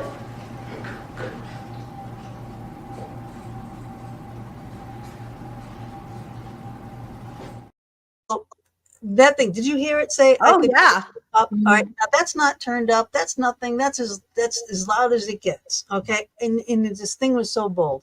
But what happened to my son-in-law through working there? This thing kept hacking at his neck and hacking at his neck and hacking at his neck, and now he's got a cadaver bone in his neck. Oh, so do I. Yeah. Yeah, Wow. right? So it's like, yes, these energies, if you don't know it, they're happening. And you didn't hear it. I'm sorry. Oh, I could hear it. Yeah. I could cut you. And Yeah. I go, up. But it was like, and then like that's only one time, that was just one thing because I got it over and over. I could cut you, I could cut you, I could cut you, I could cut your throat, but it was like all of that. So that's how I knew. But I mean, there was a big investigation, so I know Right. exactly what that thing was, and I got rid of all the things that was giving it power and I knew good, exactly who it was and all that. But that is the effects. You get physical effects from these entities that are doing this. He was getting chopped every single day. Yeah. People were changing when they went there and worked there. The nicest person, grandma, can walk in, be a bookkeeper who's been a trusted bookkeeper for 50 years, comes into this place, starts working, and it's like good for about a month and a half, and then things start changing, and Yeah. then Because eventually it drains from the you, company, and they all change. That some people started drinking, but they all turned like bad That's from working there. so the person that attached, or the person's, because this walk-in took over that person, right? And then that thing attached to me. So that person, since it was removed from me, that person physically in this lifetime, the communication completely stopped with that person. Yeah. Yeah, good. Which is Oh, yeah. wild. I'm like, that is just wild because it's a person that I don't know. It's family, so it's interesting. Right. But Right. really, no, it's fine. I'm happy. I'm happy. I know that it's I'm good. over. That it's over. But it's just, you know, I mean, there's but literally like the connection is gone because there's nothing that person can take from me anymore. Yeah. Yeah. Yeah, It's some people don't realize the effect that cutting that cord, cutting that connection Mm-hmm. can physically affect you. And it's as simple as having the entity be removed, and everyone does it differently. You were able to find somebody who could do it. For me, when it came to Godzilla, I don't know You were why, able to but do it yourself. He paid attention to me. I think it's because I'm a redheaded scorpion and I'd be like a Superman. But Lisa says, how do you help yourself I went and got help. Yeah. Yeah, that's a thing. Like, I mean, if you're in the know, if you're in the Yeah, field, I was not you for know that. things, you still can't really do things for yourself. A cord cutting you cannot do on yourself. You need to have that physically done. You need to have an attachment physically removed, and you can't do it yourself. You can protect yourself from it happening. However, it could still happen, even the best of Nothing's perfect. Right. Yeah. You know, I mean, your guard can be down one day, you can be drained, you know, it doesn't, it's different. Everything is different. Every person on the planet is different. Every entity is different. Every spirit is different. Every energy is different, you know, so you can't treat it all the same. Right. You have to know what it is. One of the things I do on a daily basis, other than the grounding, is I always have crystals in my bra. I like that. My bra. We had our every day. Athena. Our Huh? Athena. We used to have Athena. Yeah. Barry. She Yeah, was, but I carry, I just put them in there because, you know, and for people who work on Zoom too, just like we're doing right now, obviously this is a safe space. Yeah. But you know, when you're in business meetings and stuff, you don't know what energy you're picking up. Yeah, you've got all yours. I've got mine. Here's one. Here's my clear quartz. Right. You know, my bra's full of crystals. I've got a crystal behind me. You know, I love them. I'm sorry, but bras I got are crystal a nice tiger They are. eye box, you know, kitsune. Love my that. daughter just got me, you know. Yeah, Yeah. they're always Yeah, around. same They here, do- same here. they But it's good. protect. That's one way that you can, when she was saying, how did you help yourself? Like you, and you were saying you can help yourself by protecting yourself. Like it's the bra to me is just a super easy way because most of us wear them on a daily basis. I have a little selenite bowl that's in my bra drawer. And I have a whole bunch of small tumbled crystals in there. And I just pull out whatever is speaking to me that day, fill it up. And then at the end of the day, I dump them all back in. So the selenite bowl clears them. Yeah. Right. And then they're ready to go again in any Right. order. So I just think That's so funny because that's an easy way to this work is with that. This is exactly how I have it. So Yep. I have my selenite one, Yep. and it's right over all my crystals. And then I'll charge them. Now, what you said in your book, though, is like charging crystals in the sunlight. I like to charge my crystals in the moonlight. I do both. So I was like, I wanted to ask you why you know. I do both. I sometimes charge them in the sunlight and sometimes I charge them in the under the full moon. They're just different ways that you can do them. You know, neither is good or bad. If you know, just whatever is calling to you. Yeah. And over there, I have, you know, the bowl. So, you know, like I can put, like sometimes I'll have my hematite rings and things like that, and I'll put them in there and just cleanse them. So I put all my jewelry every night in another selenite bowl. So I have 2 selenite bowls. One's in my drawer for the bras, and then one's where all my jewelry is. So everything that I take off at the end of the night goes in the selenite bowl, and then I'll put it away the next day if I'm not going to rewear it or put it back on. But so it's constantly clearing, you know, because all of us are in everybody else's energy all the time. Oh yeah, yes, that's it. You know, when you're empathic too. I mean, if you're sensitive and empathic, I mean, a trip to the grocery store could kill you. You know, that's probably why I did the splits. That's exactly it. It's in a nutshell. You know, you just pick up on everybody else's stuff. You know, I'll pick up on stuff from here to my family, what's happening to them in Massachusetts. All of a sudden, my heart is hurting. My my sister just had a heart catheterization yesterday. You know, she's fine. 40% blockage can be treated with medication, so it's good. But I felt it. You know, my other sister, you know, with she's got all kinds of problems, but all the things that she was having, I was feeling, and then I would talk to her, and it's like, well, you guys knock it off up there because you're killing me, right? You know, and I can't like stop that for whatever reason, you know, and like even doing prana healing, you know, it's like you're pulling ailments from a body. But you have to learn to not put it in yourself, right? Because that was the first mistake that I did learning that, was I pulled this big bad belly thing out of this woman, and it went, the whole class heard it too, and it went just like that. Left her body, made that noise at the time, and went bam right into my stomach. I buckled over. And she sat up like, I feel great. I'm like, oh my God. Glad you do, child. You know, it was horrible. And then, you know, and then I needed help to get rid of that. So that was the first and last time I did that. Yeah. You know, so you learn the lessons, you know, because energy work spiritual work, none of this Mhm. is a joke, you know. No, This no, what you do about the energy in the home with the feng shui no. is not a joke. This is No, I take it very, very seriously. I don't mess yes, with anyone's energy in their home lightly. I mean, that is where you spend the majority of your time, you know, and it affects everybody down to the animals in the house. So Yep. right, I, right. I do. Yeah. I take, I mean, we're having a fun, lighthearted conversation, but yeah, no, I take it very seriously, and yeah, for sure. You never want to take that for granted in Mhm. someone's home.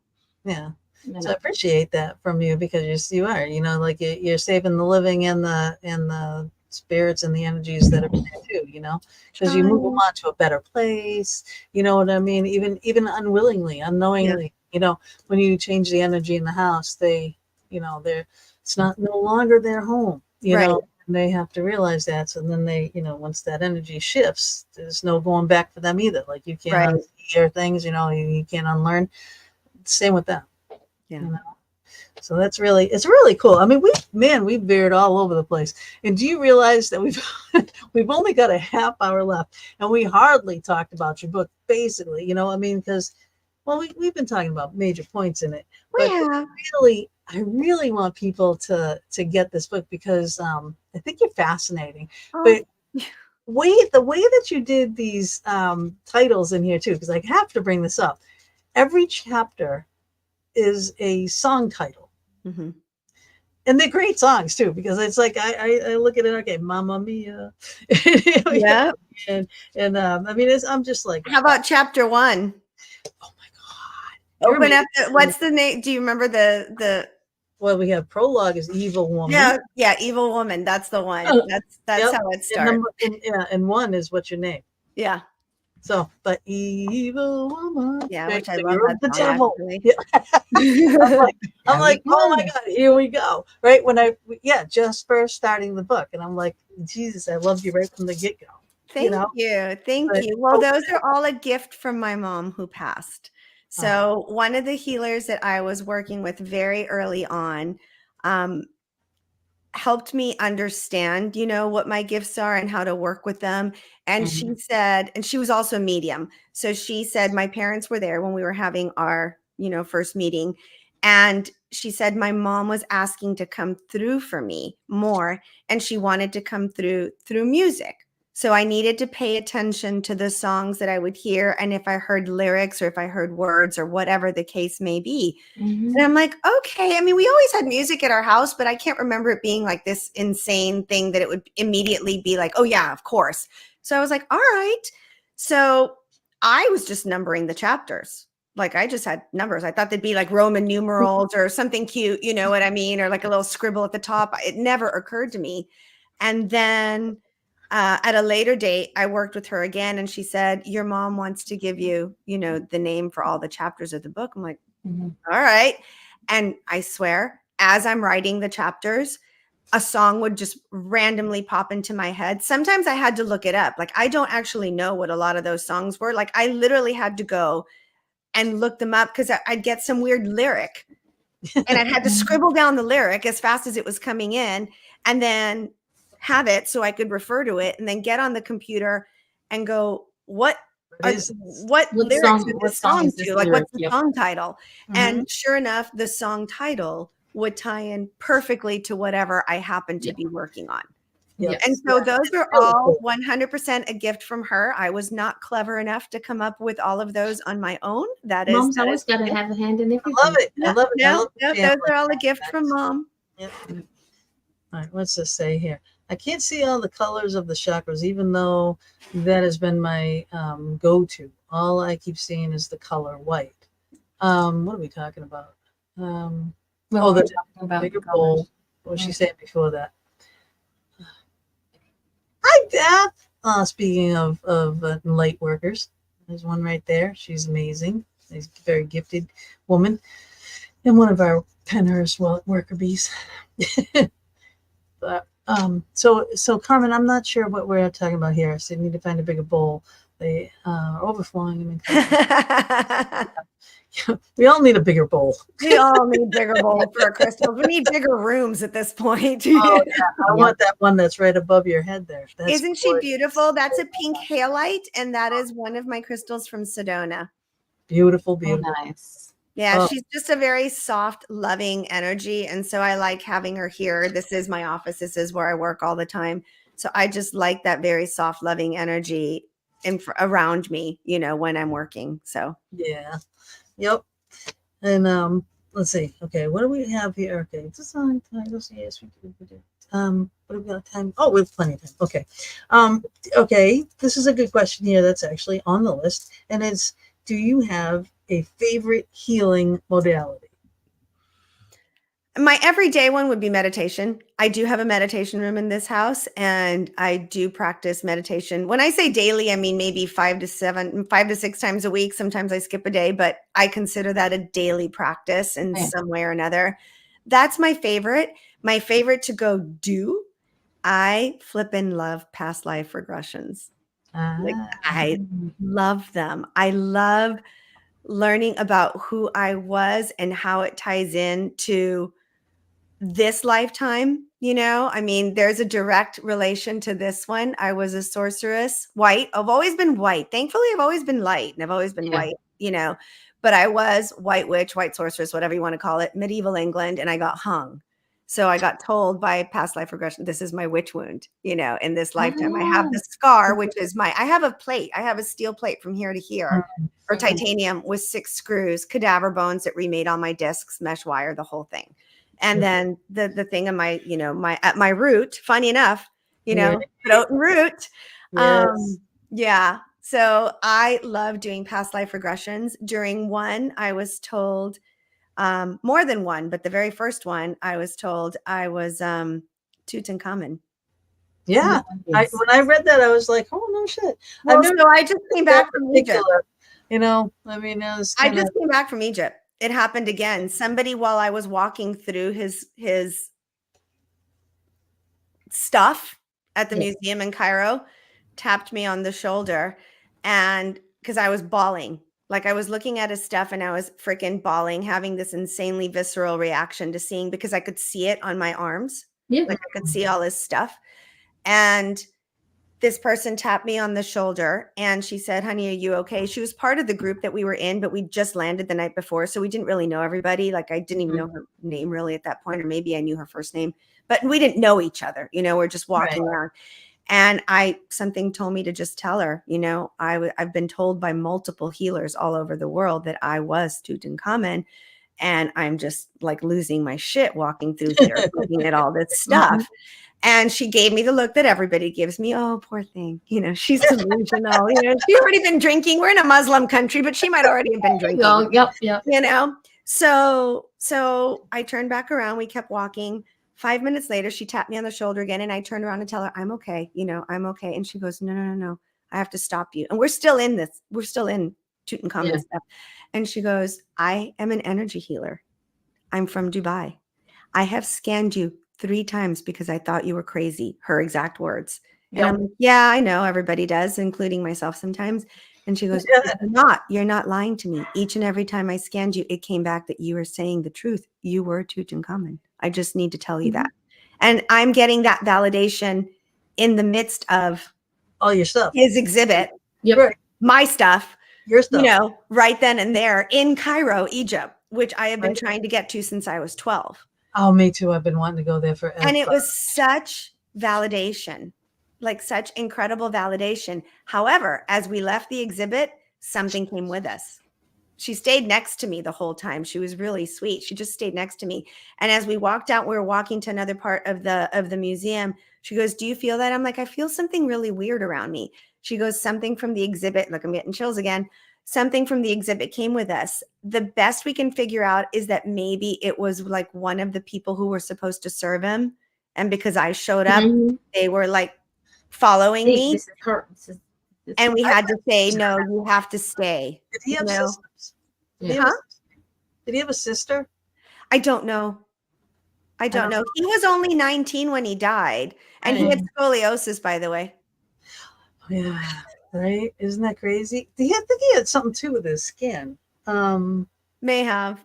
Yeah. It's crazy. Yeah. It's crazy all the things from the past, our fears and our Yeah. phobias and everything today.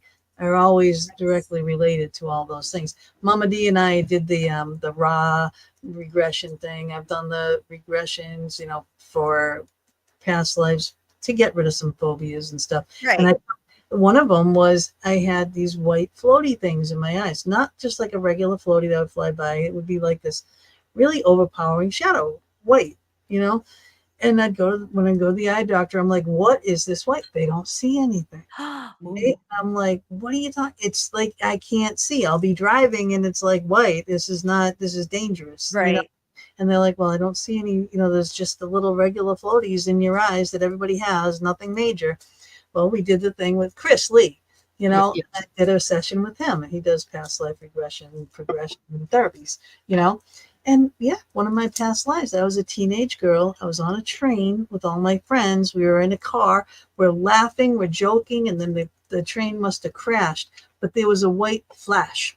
So that's what keeps coming. And that was it. So apparently, like when you die suddenly like that, and that's the last thing that you see. So that's like the most prevalent thing of that lifetime. Wow. So to take that part of me, that little girl, bring her to my soul family, make her safe. So you collected a soul fragment that was missing. Yeah. Yes. Yeah. And now it's safe and it's cared for and no longer afraid.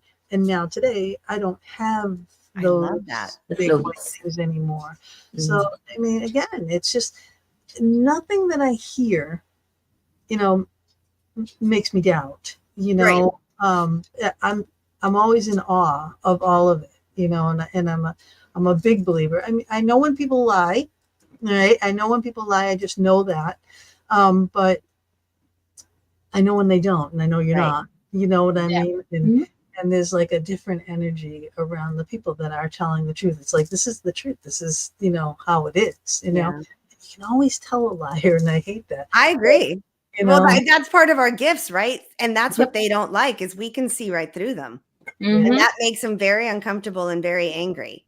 Yes. And then they try to discredit or deny or just, deflect or do whatever because they see that we can see right in there. Out of fear. And that's a fear-based thing. Right. It's a very human thing, and it's, fear and jealousy, are those two of the main combatants of that, So, but it's, So the coolest thing happened at the end of the trip. We got to do a private tour into the Great Pyramid. So we climbed in there and went into the sarcophagus, and I got to lay inside that sarcophagus. Now there's a back room. Now I know Mike Ricksecker, right? He does a lot of the alien shows and stuff. Mm-hmm. The Arctic Triangle, whatever, but he's done some stuff in Egypt lately, and there's a part in that pyramid that's like blocked off in the back, I guess some medicine like area, but he bribed someone. Well, we had a private tour into our group, just our group, and I got to lay in that sarcophagus. Yeah, so sometimes you get to do these. And so people were having all these wild experiences and feeling like they were in water. I got told one thing and one thing only in the 2 minutes I was in, and it was dead silent the rest of the time, and I wasn't rocking or anything. You are now complete. Yep. Oh. Isn't that cool? Oh, that's amazing. And I think that was it. The King Tut was the last part. I think I've collected all my soul fragments. I've had that thing removed. Like I am now 100% me. Yeah. Which I mean, it took 57 years to get there, but it's amazing. That is amazing. It's isn't that cool? And, but again, No, I mean, you can't. Like some random woman happens to be a healer who's walking right behind me, like, and is validating what everyone else on the planet thinks I sound cuckoo by saying. We're used to that in here, Well, I'm just like, it's Tuesday, Exactly. Oh, it's too true, but I do, and I do love it. But now, okay, I want to try to stay focused again too after these amazing stories. So when you got done the book, is that when you made your deck? did you go like right into making the oracle card deck? So the book was still kind of being on its final edit and all of that stuff while the deck came to me. So again, I'm learning to listen before I get beat on the head. Uh-huh. But I had to get beat on the head and completely stopped, right? To be still, to pivot, to change the trajectory, to learn feng shui, to learn meditation, to go on this spiritual journey. Like literally my neck had to be sliced open and all this had to happen. Otherwise I would have kept going on the hamster wheel. Yeah. So fast forward a couple of years, because I've been writing the book and doing all that. So like in 2022, I was getting ready to go to Machu Picchu, which I went. I climbed Machu Picchu and did all that. And I was there for the spring equinox, which was insane. But I was getting ready to go do that. And I had just gotten over COVID and I didn't stop. I didn't rest. I didn't do any of the things I was supposed to be doing. So I got shingles on this entire side of my face, my head, and my neck. Oh my so God. I couldn't leave the house for 3 weeks because I literally looked, like an oozing mess. Like we thought I was actually going to need a plastic surgeon maybe to put my face back together. It was that bad. And of course, an insane amount of pain. But during those 3 weeks that I couldn't leave the house again because I was stopped, the deck. The deck channeled through me. Yours. Wow. Yeah, so we want to definitely have you pull a few cards, all right? We got we only have 10 minutes left. I don't like it. But we can definitely pull some cards. Now my deck is not as interpretive as other oracle decks. So my deck is, what should I feng shui today? And it's like more practical. It's like getting me without having me come into your house. So like if you don't want to have me, or you can't afford to have me, or you just want to go at it yourself, by the time you go through the deck, there's 77 cards. You've gone all through your house, including attics, basements, garages, patios, gardens, plus obviously the main space. So it's a much more practical application. It's not super interpretive, but let's see what comes up based on what we've been talking about. And then hopefully you guys will pull a card or two. I could do that. I pulled a card from a deck earlier. I should probably pull one from that one. Yeah, let's see what comes up. All right. So let's see what's going to be in this audience's highest and greatest good. Or let's approach it this way. If they are feng shui curious, where is a good place for them to start?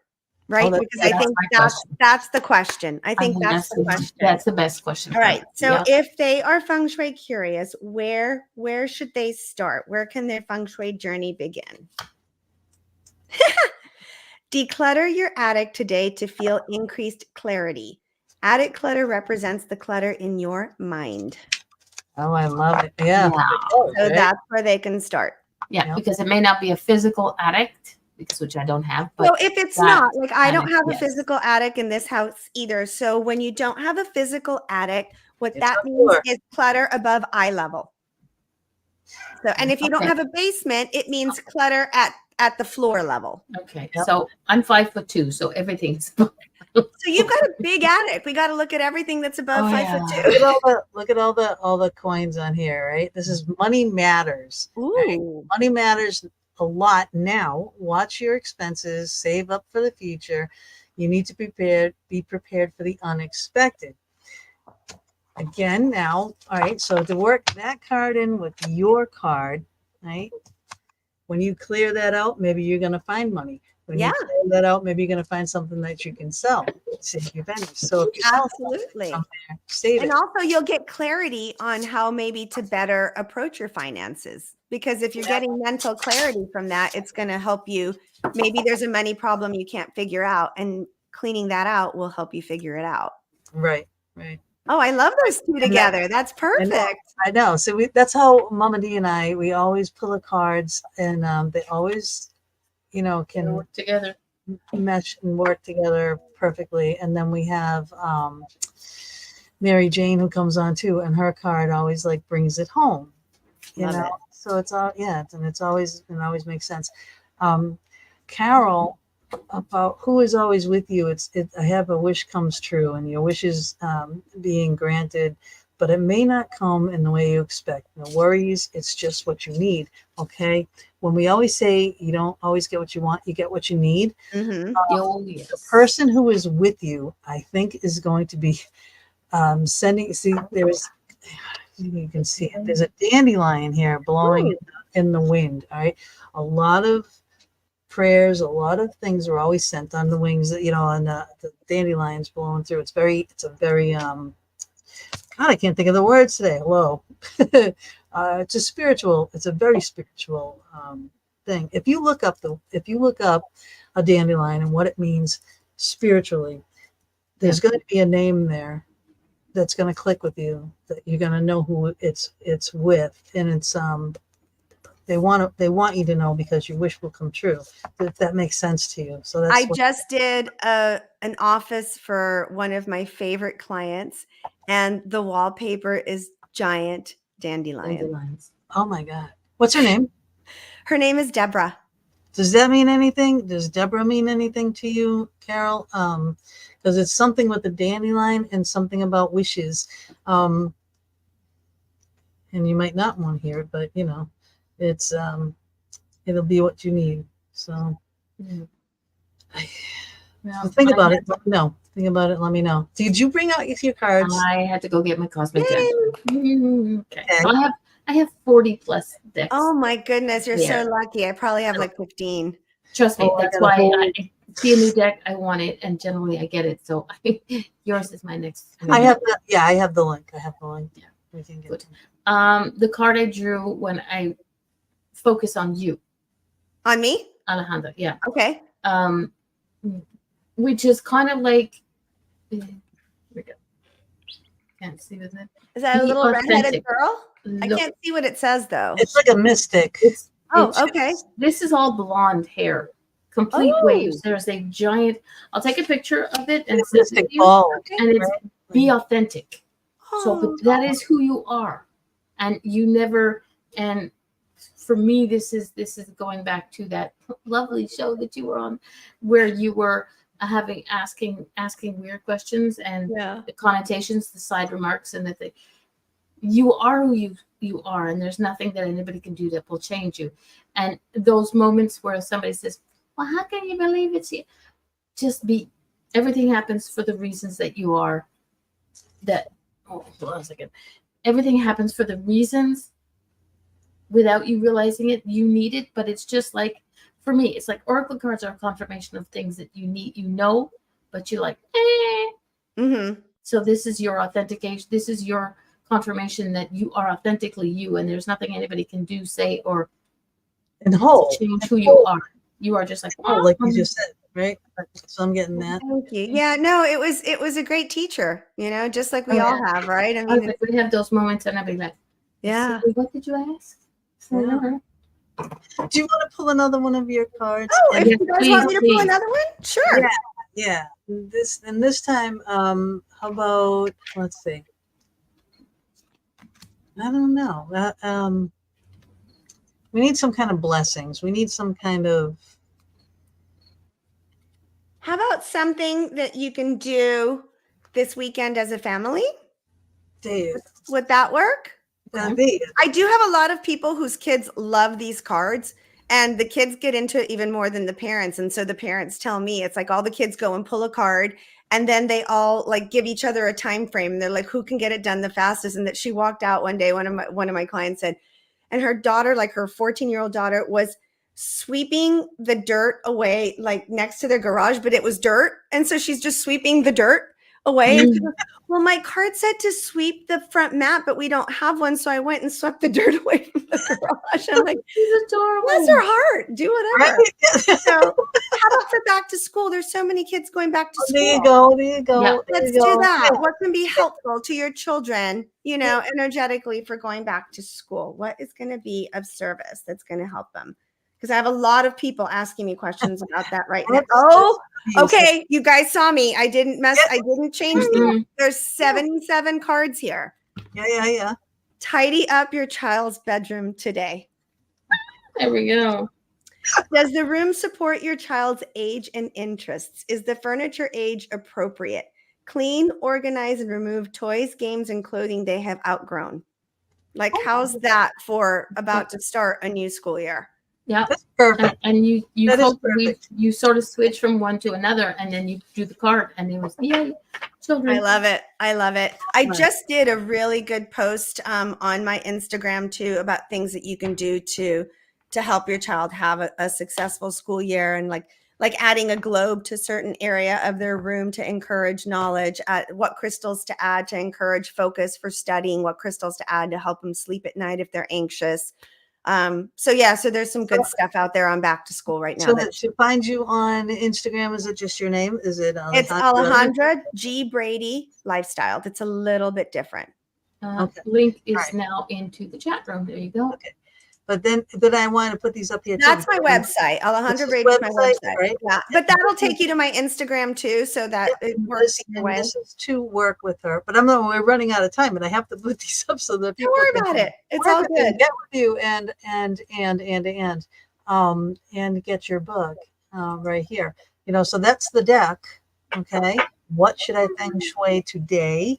And the book is I just can't make this shit up. Right? You have to read it. You have to. It's a must read. It's a must read. You know what? When I do this, Mama D knows. Okay, when I flag, do you see all the dog-eared pages? The binding is a mess. It's just I really thoroughly enjoyed this book. I even got tabs, and one of the tab was that story in Mexico. The other one I can't remember what it was. We'll find out. What was it? What did I want to do? This one the woman told you about all your gifts. About that. So that was the we did. I wanted so see, we covered it. We covered what you wanted to cover without even knowing. Right, because that's the way it happens. That's the way it works. On the questions, and the last thing was written. Okay, it's like you talking to me, right? All right, I'm leaving this question to you as a reader. Right, what do you want to ask me now that you read the book? I said, which coincides with what you just said. Okay. Right. I'm like, do you think that your talents are being limited by feng shui? Right. And how best do you feel that you can accommodate the public or humanity? Meaning, how can you best serve, right, for the better, for the greater good, and what you had just said, I'm just like, oh my God, because I wrote that. There you go. Right. So I hope, yes, I don't think I'm limited by feng shui. I think it's an enhancement, but my hope is to be able to just reach more and more people and have them want to have, whether it's with me or another practitioner, but just expose people to feng shui and let them know, it's not witchcraft. It's not voodoo. It's not a religion. People are like, I don't believe in it. I'm like, it's not a belief system. It's just a way of working with the energy around you. Is. Yeah. Right. I think it's a stepping stone for you is the more of what I'm getting to. It's like, because I know that you're helping the people with the feng shui, and that's definitely, I said it before, it is no joke. No, it's not. It's energy. A lot. It is, it's a lifesaver, really. So to get in a home that you're living in, your energy doesn't need to be cutting your head off. Right, couch in front of a window. Okay, that energy cuts your head right off. So move your couch on the wall, in the middle of the room, do something. All right, but all those things, yes, it's no joke. But I think that you are destined for even bigger things than this. Okay, when you say no, I don't want to do this. No, I'm the same way. Someone asked me to do something, I'm like, no. Mm-mm.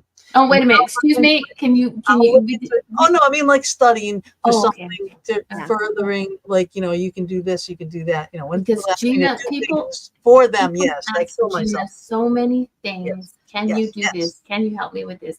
And Gina doesn't have the word no. Yeah, in her vocabulary, it's like no.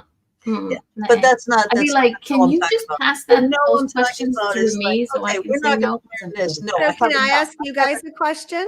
What do you see me doing? There is something in the works. I'm curious as to what you see me doing when you say I'm destined for much bigger things.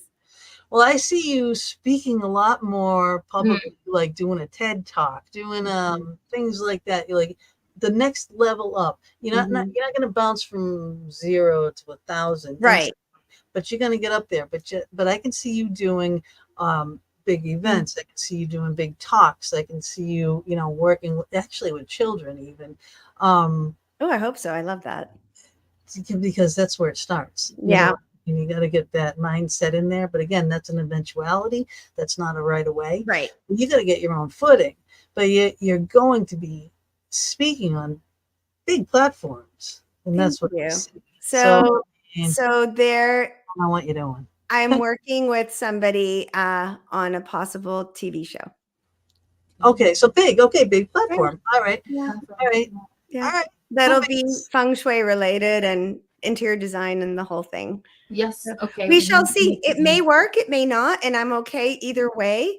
I think if I'm meant to do it, it'll all work out. Yeah. But yes, we shall see. If not, it's been a super interesting experience to understand how a show is made and what goes into it and how long it takes to Did you do a sizzle process along and Did you do a sizzle reel? Pitch deck is done. Okay. The pitch deck is done. The sizzle reel is next. The reel is done. Yeah. So we'll see. We'll see what's happening. Because Hollywood also slowed down and there was the writer's strike last year. Just there's been obstacles, but to me that just says it's not my time yet, right? So yeah, exactly. I'm okay.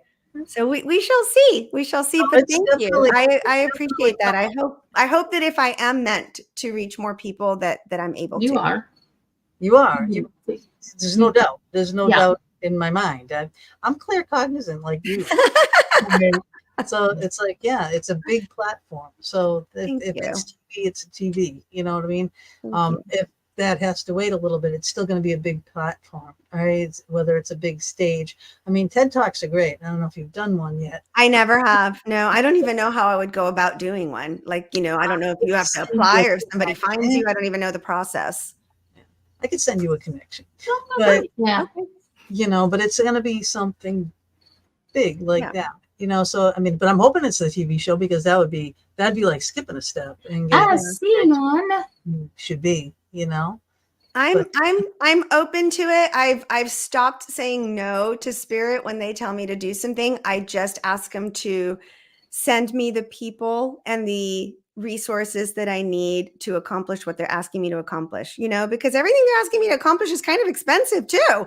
I mean, putting out a book is no small feat. Putting out a card deck is no small feat. It's like, creating a TV show is no small thing. It's like, guys, you asking me to do some really big things. So all I ask of them is yes, I will do it. I'm no longer saying no, I don't want to, but I need help. Send me the connections, send me the resources, send me the timing, and let's go.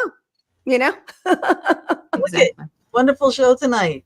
Thank you. It was so much fun. I'll come back and play with you guys anytime. You have a home. If you want to ever come and do, card shows with us too, just let me just to watch you guys do it. No, to come and join. Oh, okay. Full cards. All right. Because your decks the decks connect with each other. Okay. Whether you realize it or not, they always end up connecting with each other. I love that. No, this is fun. Yes, I love you. I love your energy. You guys are both just amazing. So thank you. You're amazing. But I'll send you a Facebook friend request when you accept. Okay, absolutely. I will send you the picture of the card. Absolutely. Yeah, I'm on Instagram a lot more than Facebook, but I'll look for it since I know it's going to be there. I think I'm following you on Instagram as well. But then I need to find you so I can follow you back. Okay. Send me a little DM so I know it's you. Okay. And then I will follow you guys back. She will. What are we at? All right, we're over. Yeah, we're over. But I think you're fabulous. I do see things. I do know things. I'm very, very, very clear, cognizant, and well, good. Then it makes it all worth it, right? To know that I'm on the right path and continuing to help and can help on a bigger scale. Yeah. I'm all for it. Yeah, because it's needed. And in today's climate that's out there, it's so needed. You need your home to be your refuge and your sanctuary. Because, homes are battlegrounds. Right. Really, for a lot of people. Right. They don't know why. And and the energy needs to change. So yeah. You've got this. You've got it, girl. You've got it, girl. Thank you guys so much. right, so we are going to play our exit video. We Okay. thank you for being with us. If you're going to hang just for a minute, I'm going to say goodbye to everybody else, and we will see you all next week with the show. And I don't even know who the guest is going to be right now. I'm just like, I'm so wrapped up into Alejandra right now. But I do hope you all do get the book and do read it. And I'm going to be getting the cards because I definitely like You the guys cards. are Yeah, you know I need 77 card deck. like Who I makes said, a 77 card deck? 40 something is nothing. I need more. Okay. I love it. All right, so buona notte, everybody, and Thank you thank guys. Buona notte.